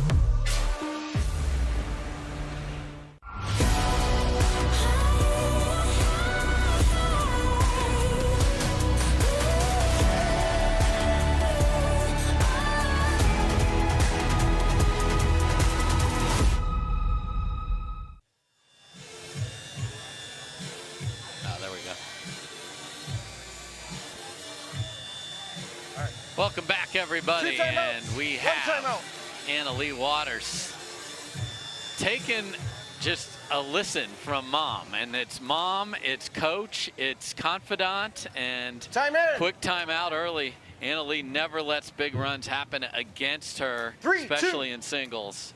So 3-2, great start for Leah Jansen.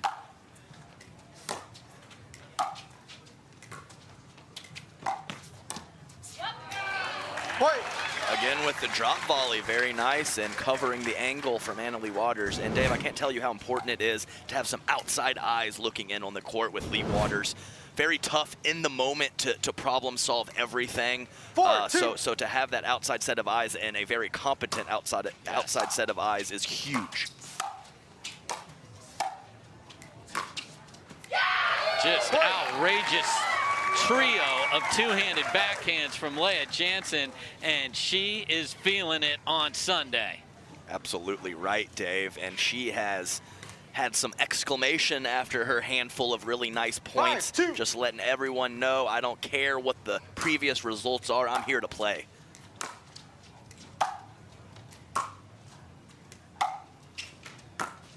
Side out. It did a really nice job in that rally, keeping the ball in the middle. Don't give AL angles from back there. So great start for Jansen. 2-5. AL to serve. 2-5.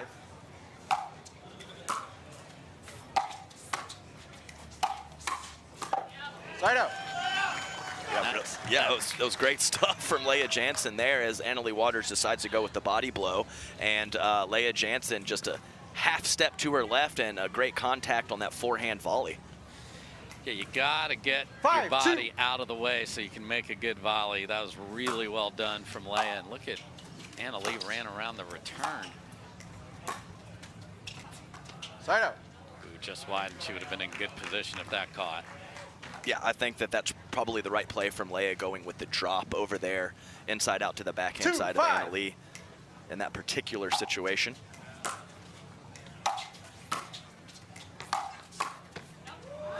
First volley's on point, setting up the second volleys. Adam, you gotta love it. Yeah, really good stuff, and she has been targeting the middle quite a bit. So, you know, some of this newer paddle technology, you can create some more angles, but it is definitely much safer than those outside wings, because when you have an opponent like Anna Lee Waters, she can create some big-time angles from out wide. Side out. And you see Anna Lee trying to get herself going, and she played a little tentative point there. She had a ball in the midcourt and stayed back, but got a mistake out of it. 2-5. It's really nice big two-hander cross court, and that's always kind of something you look for in the women's doubles game, is the frequency of coming in. Are they locked into that stay back strategy? Are they picking their spots to come forward, as you know, the men kind of crash in there almost every point. And Elise stays back here, and it's Leia coming forward. Side out. And Leia's frustrated because you know when you are playing the top lady that you had a gimme there and you missed it. I mean, she did our job for us. She said it's open. It's so open, and it was. Just couldn't execute. Tough break for Leia. Side out. So Anna Lee continues to see a ball down the middle, Adam. What can she do? She keeps hitting it into that wall. And that's right. So it wasn't just the approach there. So if Leia looks like server, if Leia isn't 5-2. fully comfortable in where she thinks she could put the ball away, she might put that first volley back to the middle. And that is actually something you don't see too often. The middle approach, yes, but those volleys are usually going up the line or cross court. So definitely a point of emphasis and a strategy that Jansen is going for early in this match. And yes, possibly going with a inside-out drop from Anna Lee. We'll be right back, guys. Play for fun, to win. Whatever your play, there's Penetrax Joint and Muscle Cream. No greasiness, irritation, or unpleasant odor for deep penetrating relief. Try Penetrax and play on.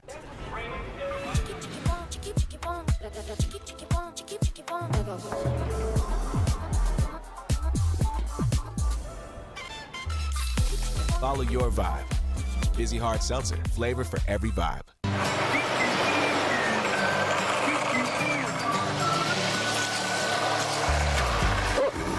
Ready yet? Not yet, buddy.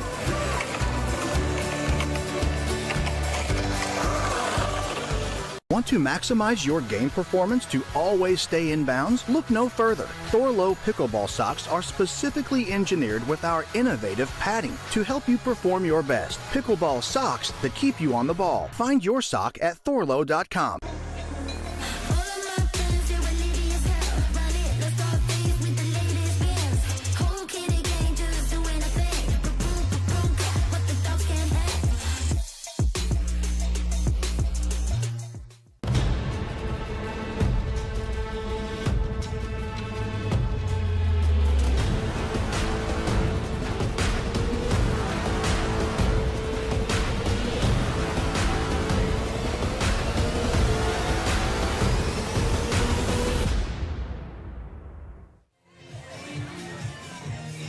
Welcome back, everybody. Dave Fleming with my man Adam Stone. We have been together in our pickleball journey since the get-go. We played on tile floor together at the Salvation Army, and we know all you pickleball fans play wherever somebody's willing to put 20 by 44 down.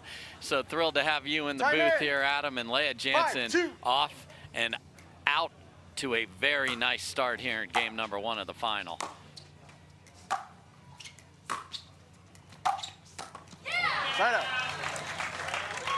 So Anna Lee may be trying to bait some angles there out of Leia Jansen. 2-5. See if that continues.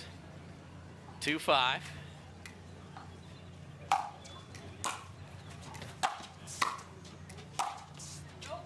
Side out. There it is, Adam. That's right. And hey, we always talk about that chest game of doubles. We got a little one going on here with Leah Jansen's strategy to hold that ball in the middle. I'm really liking what I'm seeing, and problem solving as singles is not always something we talk about, but it's going to have to happen today.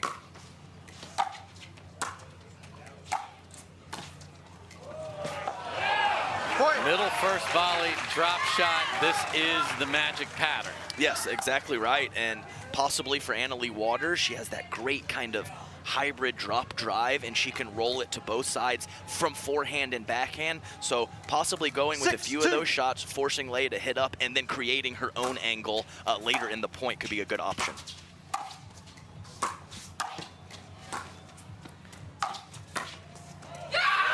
And Leah Jansen does it again. Offense to defense, back to offense, and Annalie Waters has called her second timeout here in game number 1. So we will take a break too. Leah Jansen playing the singles game of her life.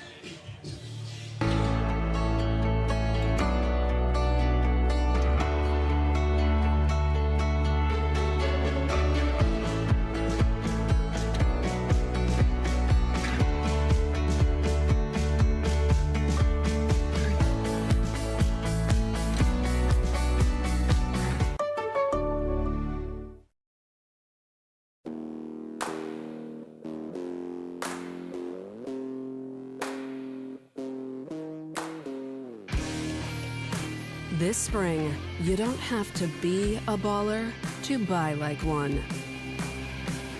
With a power bid approval from Guaranteed Rate, you can go head-to-head with cash offers and win.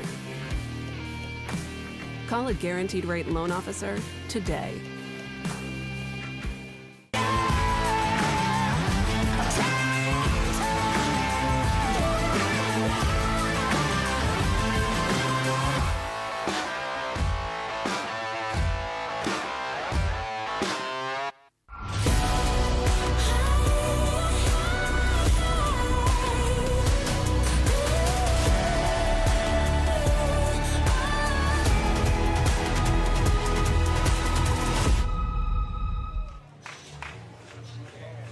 Jansen went to the lab and has come out with a very impressive strategy. She's been volleying and keeping the ball in the middle and using the drop shot to set herself up, and tragically misses a serve right there, but still has a 5-point lead. Just has to throw that away. Annalie Waters now out of timeout, so that also means no challenges. We'll see if that, for whatever reason, could come up. So it's always a strategic decision when you're on center. Nice play, and David's no possible way it's going to work every time, but no chance Leah switches up her strategy at this point. And it's really so far, Leah Jansen, it's not the reach getting to the ball, it's the quality of shot when she's on that full extension, whether that is a deeper volley keeping Annalie back or that incredible drop volley that we've seen so far.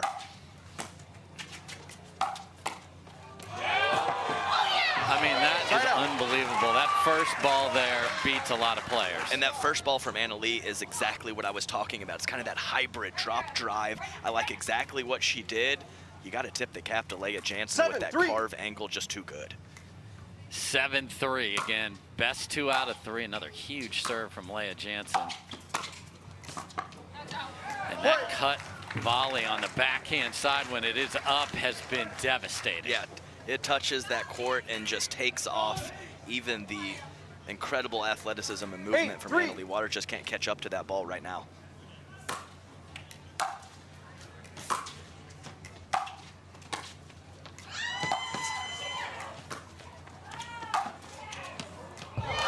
Just wide after the huge scamper from Annalie Waters. And this is what Annalie Waters is usually doing to her opponents. 9-3 for Leah Jansen. 9-3.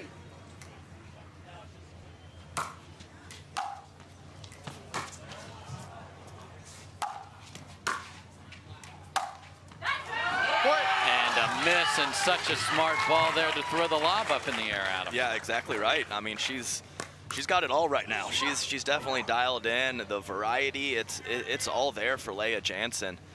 And we're just going to have to see how Annalie Waters reacts to this unusual situation that she's in. Game point for Jansen. Doesn't get it done there. So, one saved. Big mountain to climb for Annalie Waters. Yeah, and I just really like Leah bringing Annalie up a little bit with the drop shot.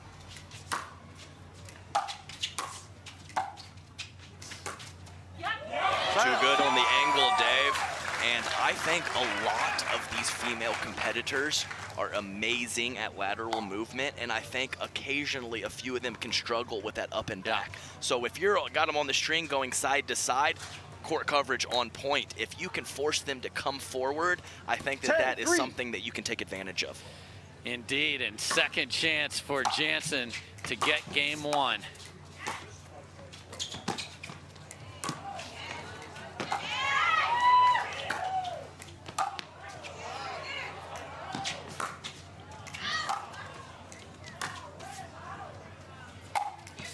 Unbelievable rally. Leah Jansen is frustrated with some of the oohing and awing, I think, in the crowd, but has got to keep it together. She has never played in 2023 this level of singles from both execution and strategy. Okay, that was an ooh and ah point. It was unbelievable. You didn't win it. Get back out there and play. 3-10. And she gets a gift. That's a tough miss for Annalie there, because you know Leah's certainly not on tilt, but has some other thoughts in her mind right there. She reacted strongly after that point. We'll just say that much, Dave. Third try to close it out.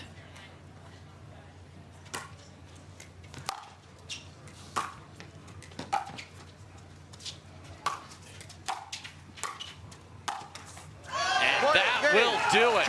Leah Jansen wins game one, and even paddle tap, she was there, so inconsistently in that. But my goodness, Leah Jansen has come to play, ladies and gentlemen.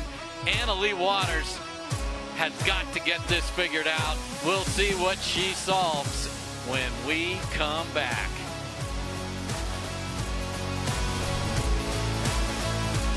To make it to the game, it takes dedication and training. To stay in the game, it takes grit and stamina. To win the game, it takes strategy and skill. You keep focus on your approach, drop, and champion shots, and we'll help you stay focused on your strength, flexibility, speed, and downtime. Having a sports medicine partner in your court is key to helping you make it to the game, stay in the game, and win the game.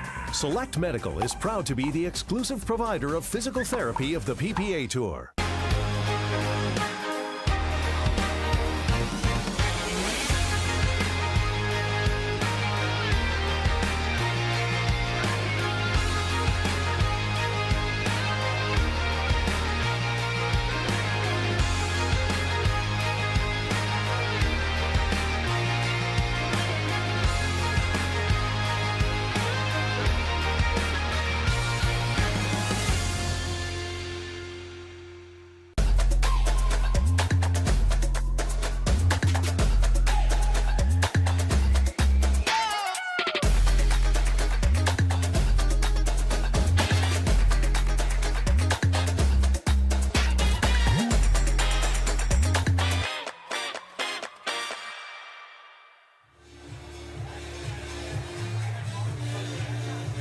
Welcome back, everybody. Upset brewing here. Dave Fleming with Adam Stone and Leah Jansen. We talked about the Johns boys' masterpiece in their final. That is one of the most impressive games of singles I have seen in a long, long time, Adam Stone. Absolutely correct. And I'm thinking maybe Annalie Waters comes in more frequently as she has been brought in by Leah Jansen, and Leah Jansen with her placement on her approaches and her volleys to the middle of the court, not giving Annalie the normal angle she's used to. So maybe one way to possibly counteract that, I have no doubt she had a little mama in her ear giving some tips on that game changeover. So let's see if the patterns change or stay the same here in game two. 0-0.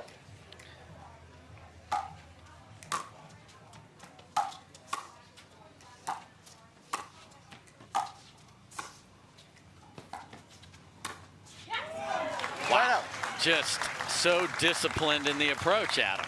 Yes. First volley in the middle again. Absolutely right. And the foot speed, Annalie Waters elite, but she is only 5'6", Dave. So reach at the kitchen when she's brought in like that is a big, big deal. Very nice start for game 2. Let's see if Leah can hit the scoreboard here. Side out. And those were some purposeful shots from the baseline there. A little more on it from Annalie. Great return off a wonderful serve. That's right, and she was coming in too. She was going to follow that last ball forward, no 0-0. question. Didn't have to after the Jansen error.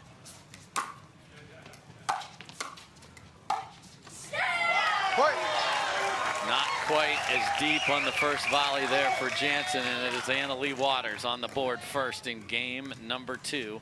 We will play best 2 out of 3. That lady hopes we play 2 and only 2, as she's got game number 1 already on the board. Yeah, you said it, Dave. It was the depth. So, you know, if Annalie is stepping into that ball, you know, about as close to the kitchen as she is to the baseline, it's not much of an issue creating that angle. She's so much closer to Leah Jansen. So middle play, great. Got to have some depth on it as well, though. And just a few feet to the right gives that extra bit of angle, and Annalie took it. And that's how precise Leah has to be to stay on this strategy. 2-0 AL, and she is bouncing. 2-0.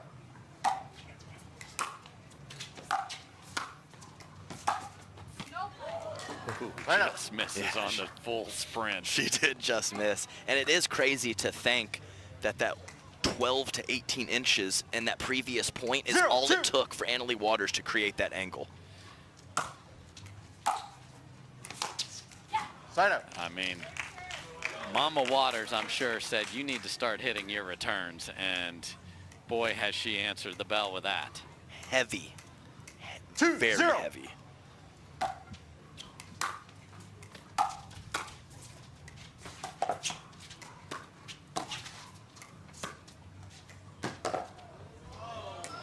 Side out. There's where that reach you talked about is to Leah Jansen's benefit. You don't see Annalie Waters play very much cat and mouse ever.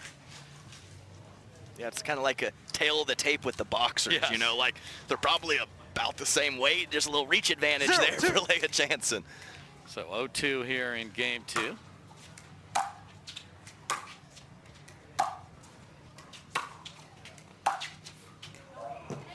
Forces the miss, looking for an angle that doesn't exist. And Adam, we talk about the ball and that speeds up your hands, but harder to drive through the court as well. Oh, absolutely true. Tell you what, you play you play a tournament with the marshmallow ball, you're going to have a sore rotator cuff when the day's over.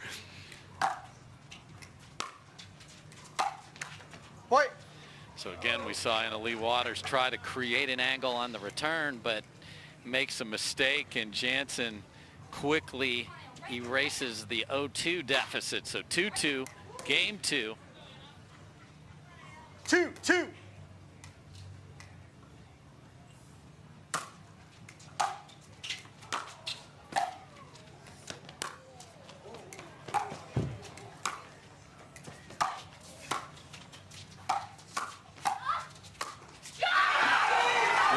Jansen is everywhere.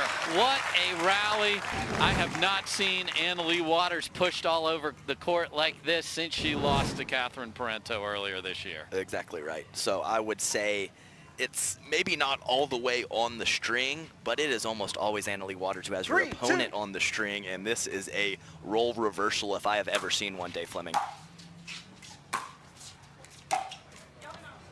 Timeout, receiver. Another mistake, 4-2. and folks, this upset is brewing. 11-3 game 1, down 2-0, has rattled off 4 in a row, has Leah Jansen, and Annalie Waters is calling timeout again. Get your snacks. We've got something brewing. We'll be right back.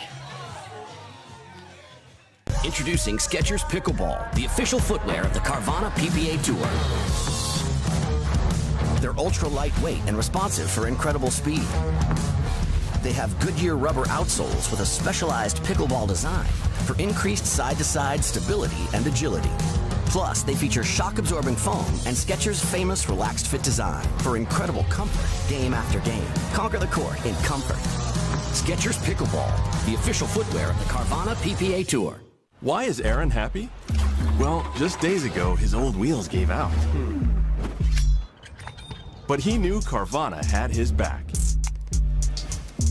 That's because Carvana had tens of thousands of cars under $20,000. So Aaron's folks could help him out with a sweet ride. No way. Yes way. With the most cars under $20,000 and our car vending machines, we'll drive you happy at Carvana.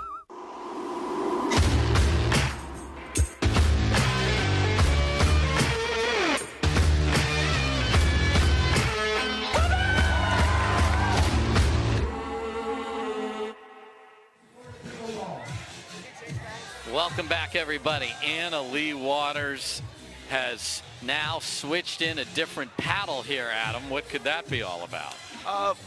Maybe possibly some of that grit wears away after time. I'm not totally sure. She could have it weighted at a different weight is more what I would expect in that situation. Yeah, we talked about the marshmallow ball. Oh no, that's second time that Leah Jansen has missed a serve out of a timeout. So something to note here.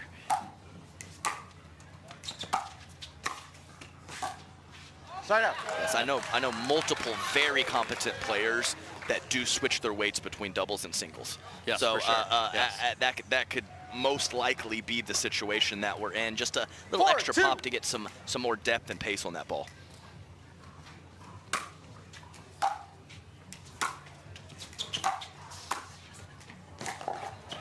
Leah Jansen just everywhere. That time she went approach right in the corner and closed. You're not going down the line, and to beat me the other way is going to take a miracle. 5-2. 5-2.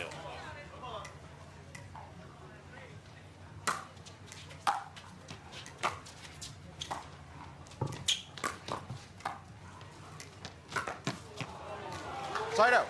Leah Jansen is a very good mover herself, but couldn't quite get to that one. And again, you can't get ahead of yourself here, and that's going to be what Leah Jansen has to do. Control the emotions, try and keep that lead, not give anything away for free. Side out. Yeah, right at the body. Little unusual, but hey, you're playing the approach to the middle. You're not, Annalie's not hitting the angles that she's used to. She's trying to do something, and unfortunately for her, she was several feet off the kitchen line going for that ball. Leah Jansen right there with the volley. 5-2. Just slid her body out of the way. Great volley. 5-2.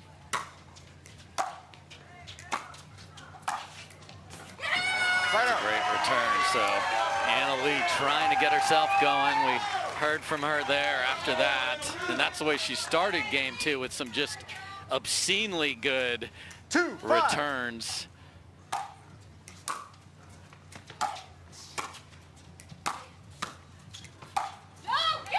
Side out. Wow. Another stab volley that would have been by a lot of people. Exactly right. That was the complete full stretch situation there from Leah Jansen, and not a terrible look for Anna Leigh Waters on that cross-court forehand. I think she definitely has a heavier paddle. Yeah, for sure.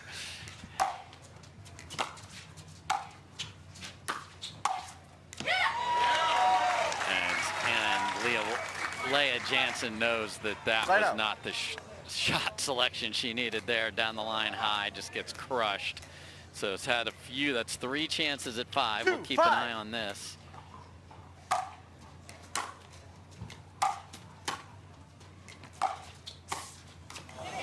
Oh, and the first missed drop volley. That's right, and also that first volley, she might have thought she had a chance to end the point, but that first volley did go to the corner to allow Anna Leigh Waters to create something off of that pass. 3-5. Side out. Wow, paints the line on the return. Yeah, I'll tell you what, sometimes when you miss-hit it, or for a reason, shorter and lower can be a reasonable option because it's tough to keep that ball in. And believe we have a Leah Jansen timeout here. We'll confirm that when we come back, but so much intrigue here on center court.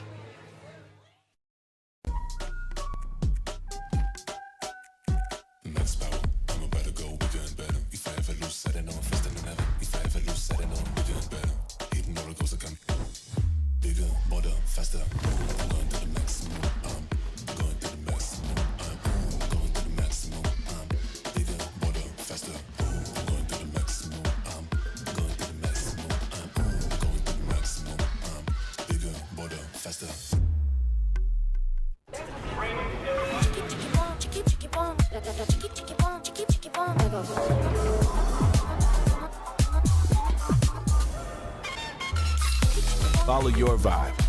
Busy Hard Seltzer, flavor for every vibe. OS First, the official sock sponsor of pickleball. Stay in the game with OS First Socks with Purpose and compression bracing designed for comfort, injury prevention, and improved recovery. OS First is the official sock brand of pickleball and the PPA Tour. Visit www.thepickleballsock.com to learn more.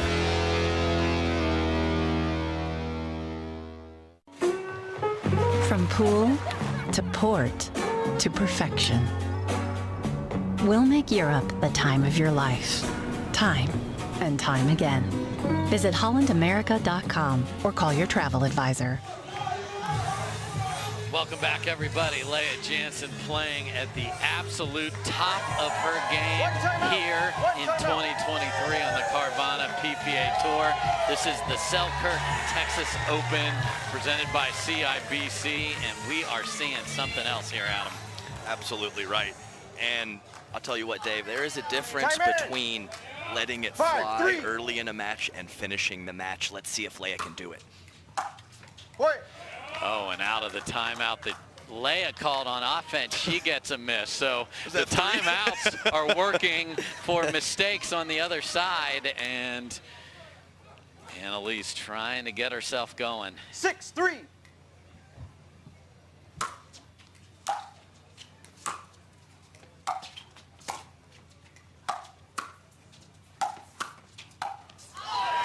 Great job by Annalise Waters there. And speaking of Waters, let's go to Hannah John sitting courtside with Lee Waters.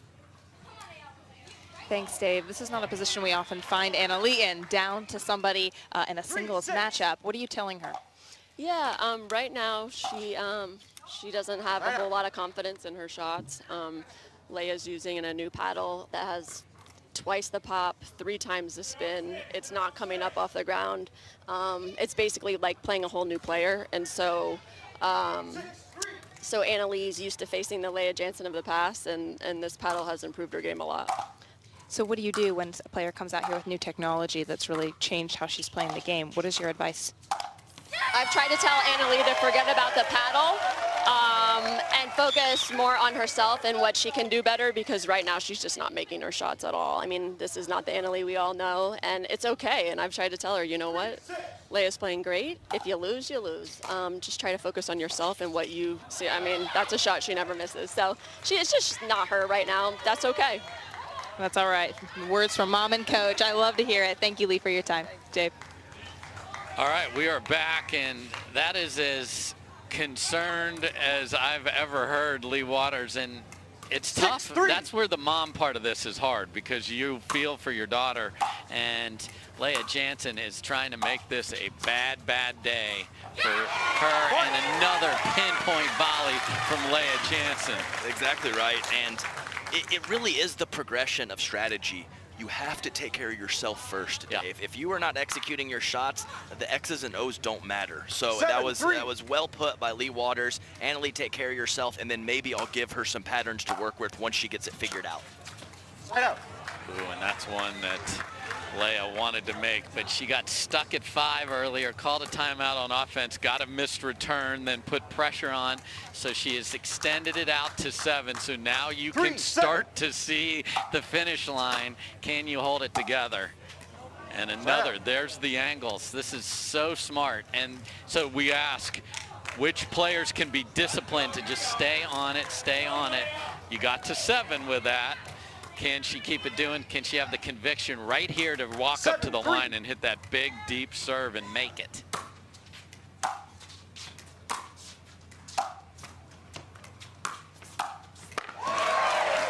Right up. Leah Jansen had a look there. Oh, she did. She had a nice little rare friendly net tip, and that ball sat up nicely for her. Just didn't quite get enough of the line. No. Left it a little too much in the middle of the court. Annalie Waters there with the big two-hander.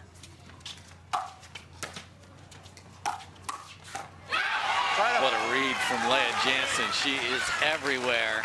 Yeah, the recovery after that stretch to her left to anticipate the most likely roll cross court from Annalie Waters.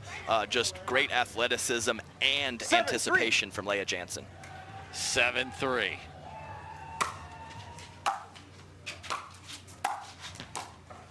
Another good deep return, and Annalie is going to fight, try and get back into game number 2.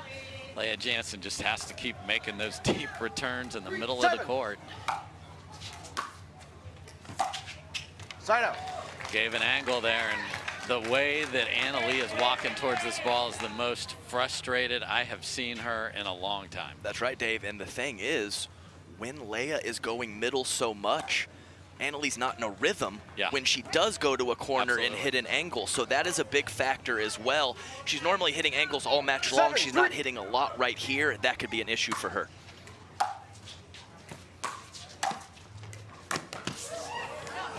Side out. Almost got there. So again, now we've been stuck at 7.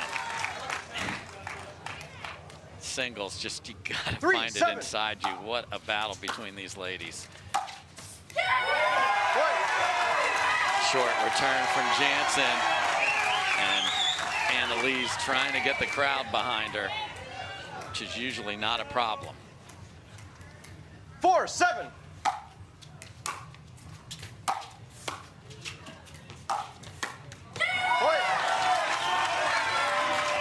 Leah a little bit frustrated. Again, first volley didn't go back in the middle. Yep, here she comes, Dave. Within 2.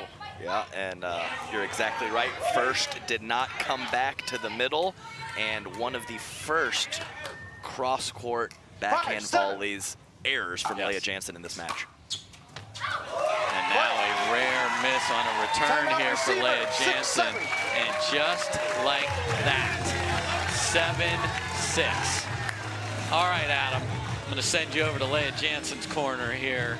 She's got the lead, but it is now down to 1. What are you telling her? Just stick with it. Yeah, I think this is, you have to stick with it. I think there was a couple, whether it was a decision to not go middle or maybe just a slight mishit from her that forced that ball a little more out wide. It got you here, and I understand if it's not working, you don't want to just keep going, but I think the strategy for her has got to be continue to go middle until you really think you have a good look to put away, and then you can do whatever you want to. So you see, real, like this is like a boxing match. I mean, this is like your guy in the corner, like almost demonstratively from 2 inches from your face saying, this is what you've got to do. And this is the other thing, Adam, we've talked a lot about on the broadcast is the advent of coaching being so critical to these players, especially in singles. Yes. Physical work outside the lines, kind of a team around you, whether that's support, coach, whatever. This is where the sport's headed, and you're going to have it to win. Oh, and a little luck off the tape there after Leah Jansen made a great first volley. 77 from 3-7 down. 7-7.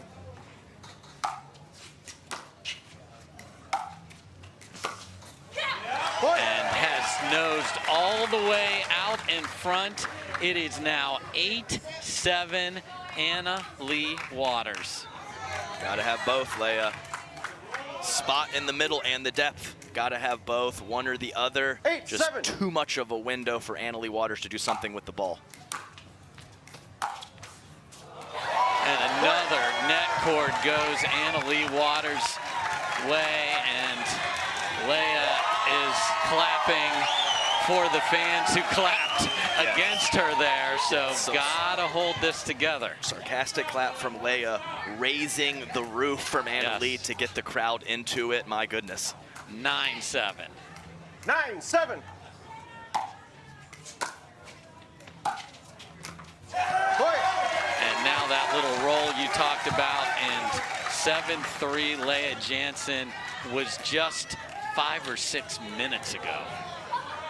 It is now game point for that woman right there, Anna Lee Waters. There's the depth, Dave. There's the depth. That was the difference there. So the spot and the penetration through the court with the depth, creating the error from Anna Lee Waters. If you don't have it all, as I mentioned, she's just going to come up with the goods, as she usually does. Anna Lee comes forward, but Leia Jansen's up to the task. That's right. Exact same thing for Anna Lee there. I don't hate the net clearance, but when it's high and short, that's sitting up nicely for that big one, or that big forehand from Leia Jansen inside out.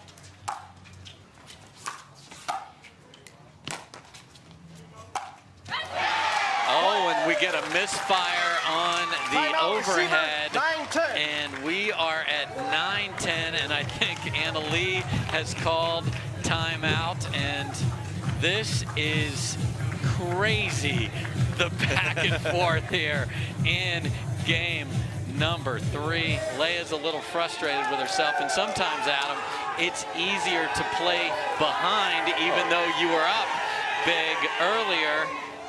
You feel like you don't have anything to lose. Well, I mean, we talked about the numbers and the win-loss, so that's exactly what I'm talking about. First half of the match, whatever, let it fly, do your thing, hit your shots. You said the exact words, nothing to lose, but then it becomes real. Yeah. Then it becomes real, like, oh, I'm not just letting it fly anymore. I have a chance to win this. It's a different little tightness in your body, a little different thought process in your brain. You just have to find a way to dig deep and stick through it. I'll tell you what, I think on that last miss hit on the overhead, Leia Jansen gave her the mat right. That's out.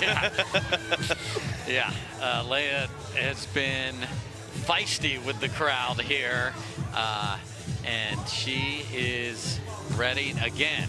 Can she walk to the line and drill that serve deep to set up a point the way she wants it at absolute crunch time here? Anna Lee out of timeouts here in game number 2.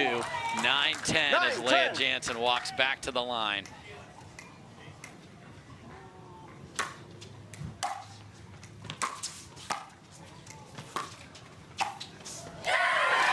Brilliant point from Anna Lee Waters. Started with the return. Leia Jansen took a step the wrong way and was behind the minute that started. You're exactly right.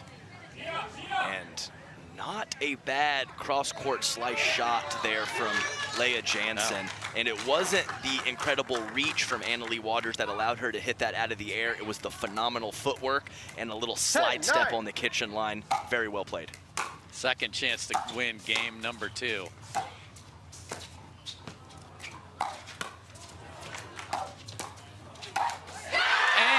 Leia Jansen somehow hangs in there, stabbing volleys. Anna Lee Waters had an absolute gimme and finds the net. My goodness. Oh, my. I was ready to talk about game 3. That one-handed backhand stab after the rip cross court.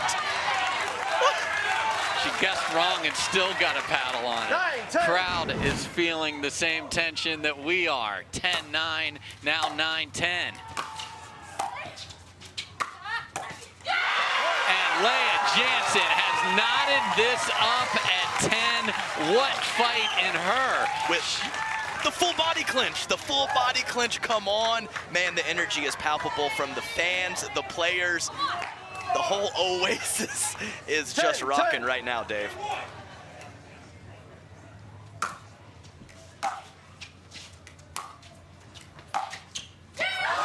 Huge serve, huge return.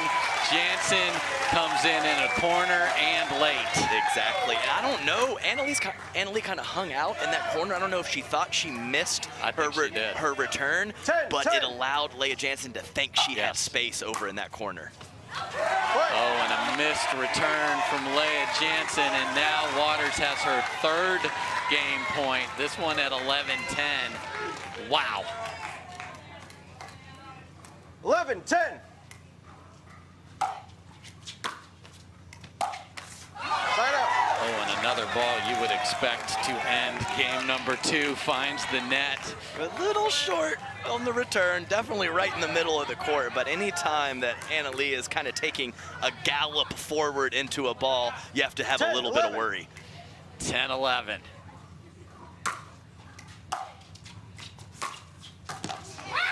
Leah Jansen goes inside in and gets the mistake, and now has the ball on her paddle at 11 apiece. Yeah, great spot there with the inside in. Previous few had gone inside out.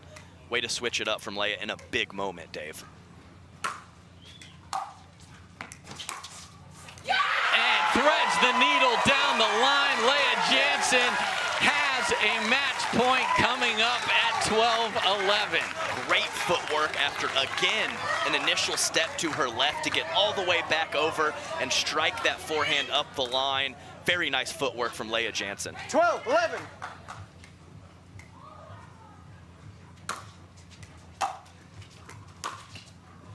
Oh my goodness. Leah Jansen had a great look and an opening, but didn't commit all the way to the two-handed backhand. And the match point 11, is 12. gone just like that, 11-12.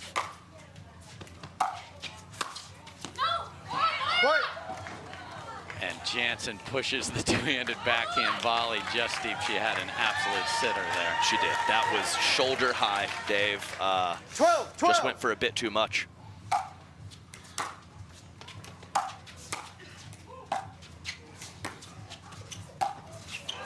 And plays a very solid point after that. We're knotted at 12. Back to Leah Jansen. I just love these camera shots on the faces of the players. The tension, it's just so real.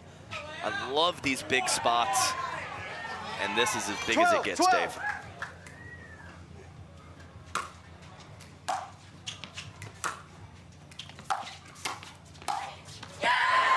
Wow, tremendous pickup off her shoelaces by Annalee Waters. That's right. That was right off the lock laces. Back and forth we go, 12-12. AL to serve. Goes with the lob serve.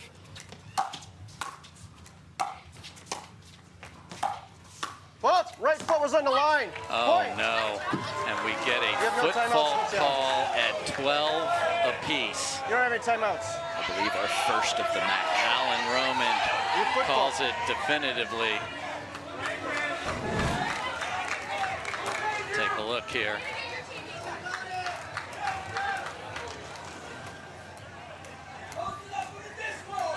And dragging that there on the next one. The one before it was clean. 13-12.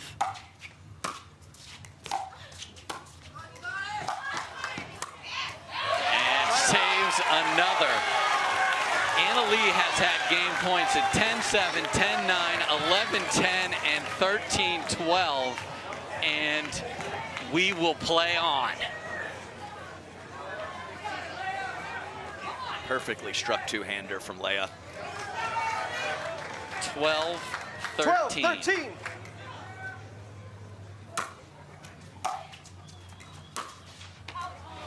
Same look she had before, same result for Leah Jansen. Yep, exactly right. Now, I'm not going to say it was a big window, but I don't think it was small either, Dave. I think she's got to put one, if not both, of those two-handers up the line in play. Another huge lob serve keeps Leah Jansen back.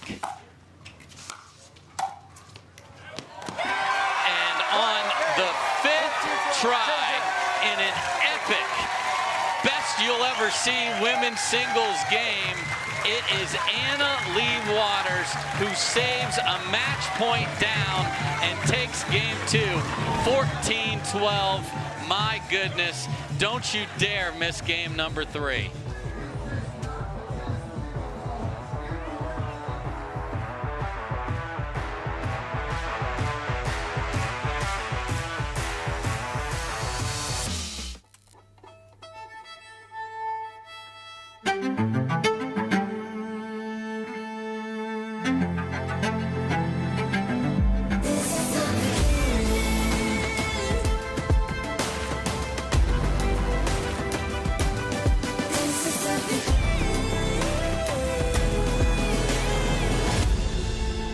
It starts right here.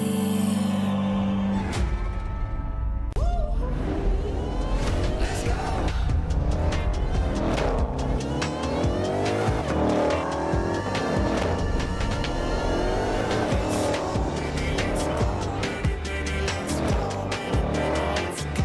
Let's go.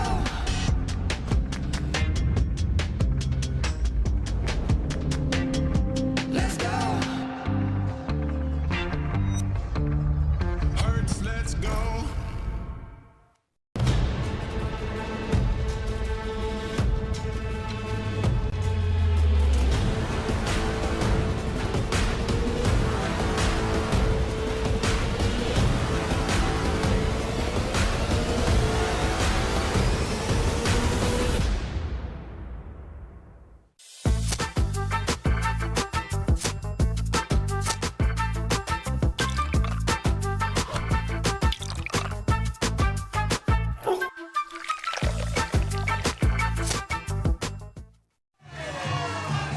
In one of the most riveting games in the history of the Carvana PPA Tour, Anna Lee Waters fends off a match point down and takes game number 2, 14-12, and we will play a game 3. Wow. Yeah, Dave, I am pretty comfortable saying that that is probably the best game of singles that I have ever seen, just from energy and real tension in the air. Just an absolute treat to be able to watch that, whether you're right there on court or at home on your couch. So here we go, Leah Jansen to serve.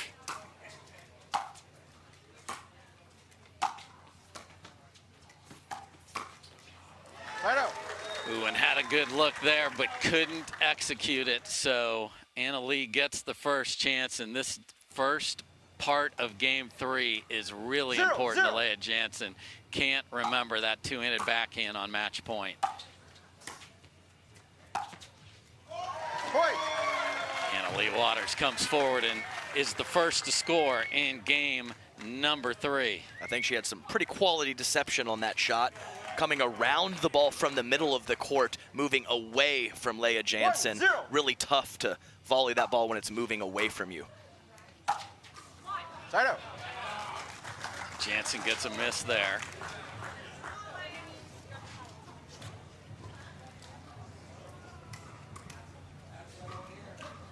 Zero, one.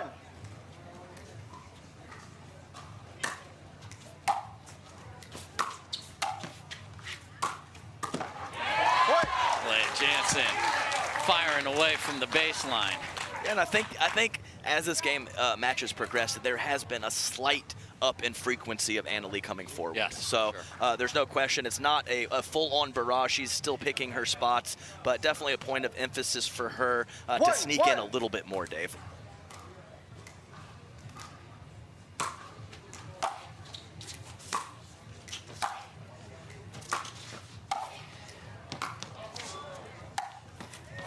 Sneaks in there, and then beautiful backdoor overhead from Anna Lee Waters. And she is having to earn every inch. Leah Jansen will give no ground. One apiece in game 3. 1-1.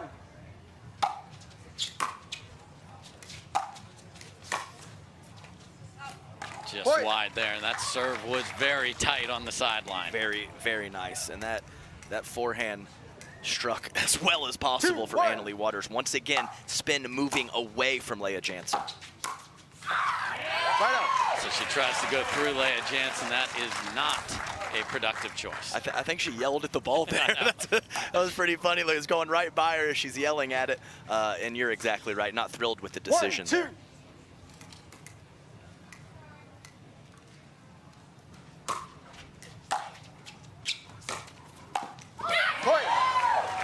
And fully outstretched, Leah Jansen gets back on the scoreboard, 2-2.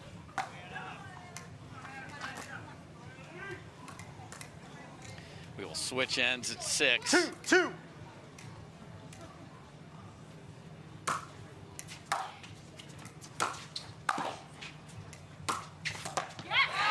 Beautiful from Leah Jansen again. Pinpoint accuracy on the pass. And now she has the lead in game 3. Yep, nice little 2-shot ground stroke combination, spreading Annalie Waters out wide to her right, then to her left.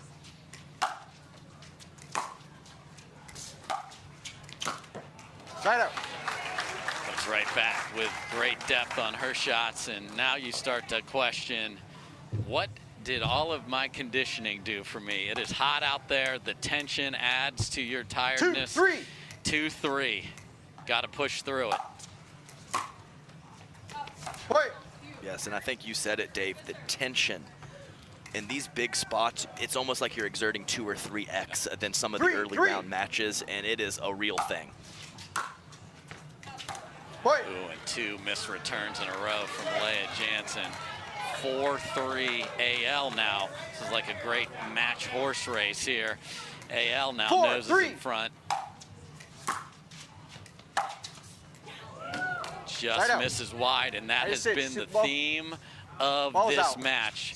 Return center. Annalise used to smoking balls past ladies coming in because their angle's there, and she has missed probably 10 balls by 2 inches. 3-4.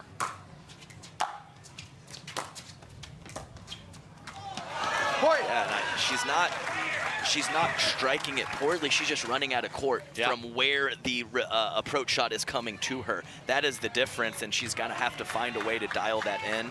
Couldn't quite dial in that half volley drop attempt on the last last point, and Leah Jansen with the ball back. 4-all. And Leah Jansen patented backhand volley after the return down the middle. And the first volley down the middle there. Not giving Annalie anything to work with. You can almost kind of see her when she's pulled out wide. Her eyes, you can see her through her sunglasses. Her eyes are big with the target, and then when she doesn't have that target in the middle, there's just a little waffling and a little hesitation, Dave. 5-4. Would love to get this point with Leah Jansen to switch with a 2-point lead, and she gets it done. We're going to switch ends now. Leah Jansen up 6-4. Again, to reset, she had a match point, a gold medal point at 12-11 in game 2 after saving 3 of her own. Saved another one, but then gave it up 14-12 to Annalie in game 2. And you wonder, how do you recover from that? She was down in this game as well. And look at the fight in Leah Jansen today, now leading 6-4. That's right. Let's see if she can work her way back to that 10 number and get another one of those down-the-line backhand attempts. And that was what her match point. She had a great look, Dave. You know, let's see if we can't get her another crack at it and see if she can't bring that ball in a little bit up the line. I mean, I know people are on their edge of their seats from this match. This is remarkable singles for these ladies. Packed around the court here. This is the Selkirk Texas Open, brought to you by CIBC on the Carvana PPA Tour. This is our 11th stop, Adam, and my goodness, the level of play keeps getting better. How is that possible? I'm not sure, Dave, but it makes me very thrilled with my decision to retire, as these players are just on another level. So here we go. Every time after a timeout, something weird has happened. Not this time. Very by-the-book point for Annalie Waters. 4-6 with the ball back. 4-6.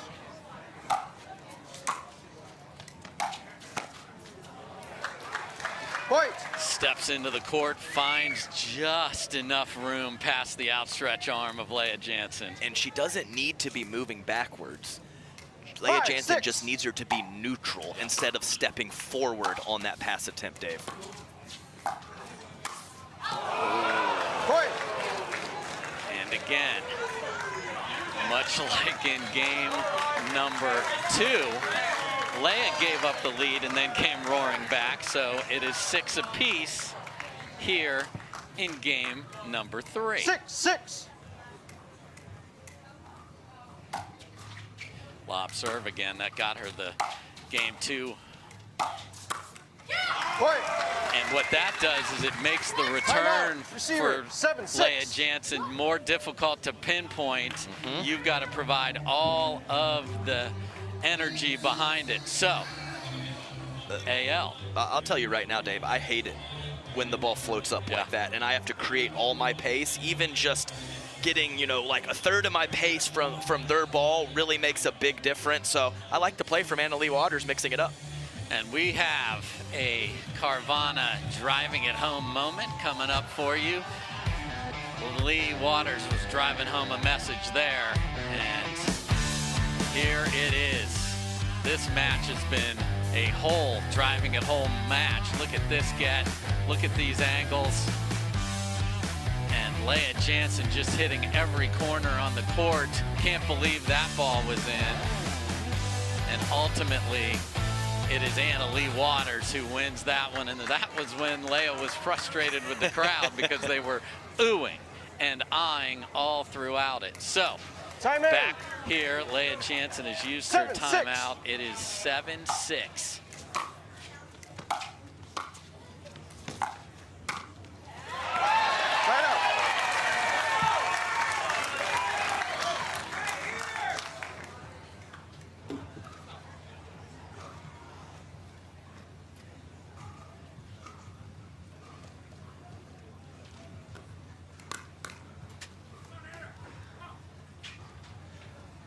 Seven. 6-7 for Leah.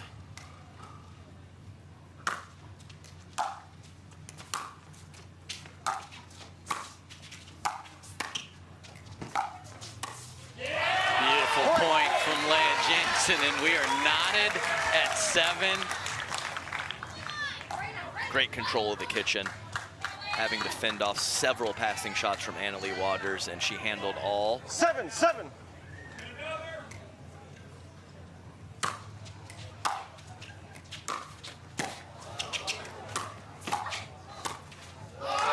Well, she got another chance to hit it down the line backhand. That one kissed off the tape. And now Leah Jansen back in front, 8-7. Would you say that maybe this qualifies as a seesaw affair, Dave? Maybe, possibly? I am on the playground going up and down with this match.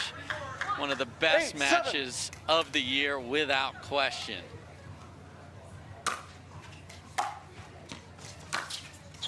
Can't come up with the backhand this time, so Anna Leigh Waters gets the ball back. 7-8.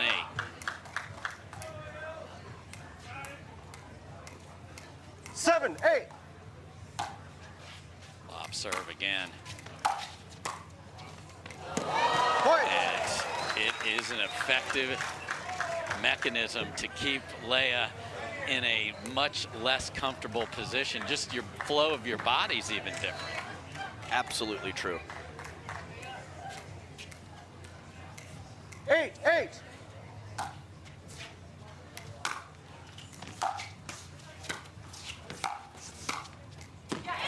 Great point from Leah Jansen there, and it is 8-all. Here we are in game number 3.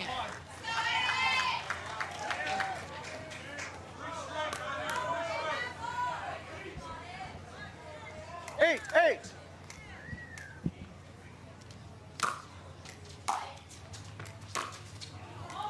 Oh, and that same two-handed backhand does not serve Leah Jansen there, so still at 8.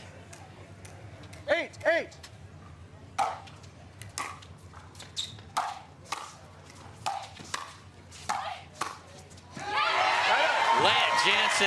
to the challenge yet again. 8-8 continues, and folks, just like this event is a seesaw affair, we're even switching out commentators in the middle of this match. Adam Stone, an amazing partner, and look who's back. Michelle McMahon's back for this conclusion. And Leah unable to get to the 9th point, so we remain tied at 8.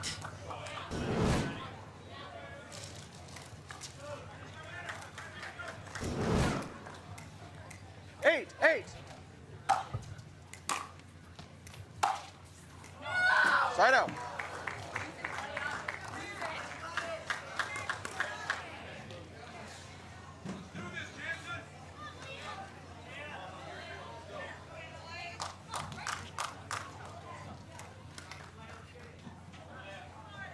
Eight. 8-8, Leah Jansen trying to get to 9 here.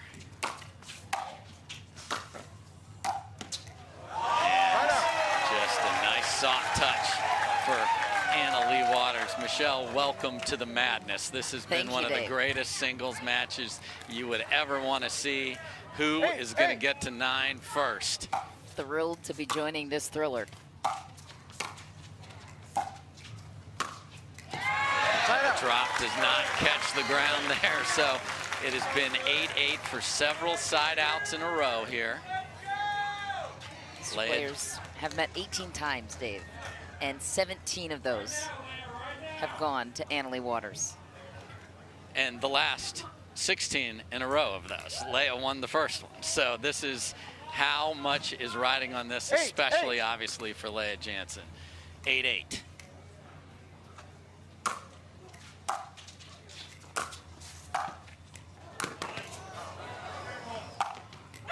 Oh, just missed.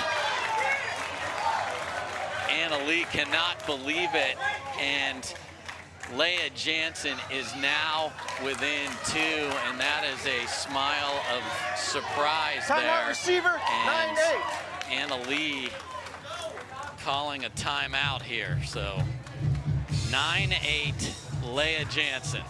She hasn't beaten Anna Leigh Waters since 2021 in San Clemente, California. That was a gold medal match. And Anna Leigh Waters, as outstanding as she is, it's been an incredible performance from Leah Jansen, just stumping the 16-year-old sensation. And for Leah Jansen, I like the point that Leigh Waters made about the paddle. The Perseus is doing well for several pros. She's a walking advertisement, but she said it herself. She feels like a different player playing with this paddle. She is, and she's put in the work off the court. She's got Jack Pryor there, her vision coach, on the bench. She is doing everything in her power to get out the door and get this upset, and she is now 2 points away. Earlier, she was 1 point away. Time in. 9-8. 9-8.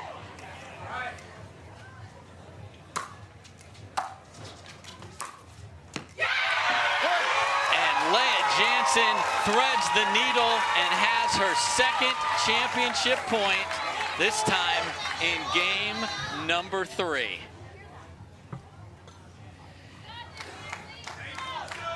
Here we go. 10-8. Match point, Leah Jansen. And had another chance with the backhand and did not make clean contact at all there. So can Anna Leigh Waters sneak back in again? 8-10.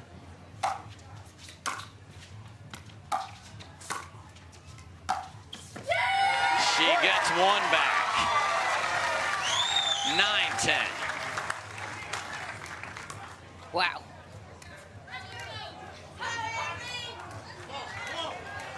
Leah Jansen, where should she go with this return? Just deep and in the middle where she's been going all day.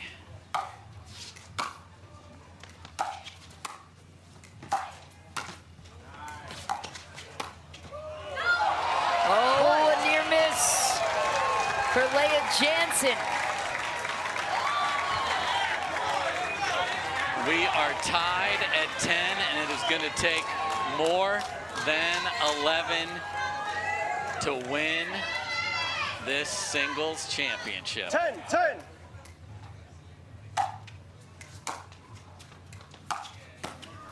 And Anna Lee Waters has roped a two-handed backhand.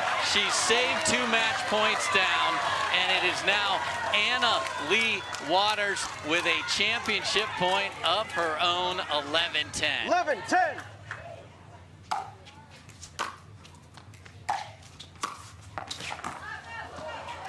And Anna Lee Waters has done it as Leah Jansen loses her footing, and Anna Lee Waters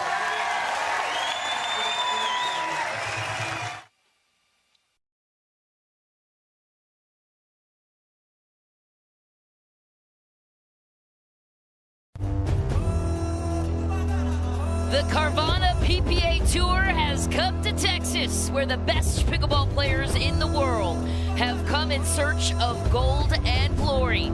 Today, it's the Mixed Doubles Championship, with the #1 ranked team of Anna Lee Waters and Ben Johns looking to defend their crown.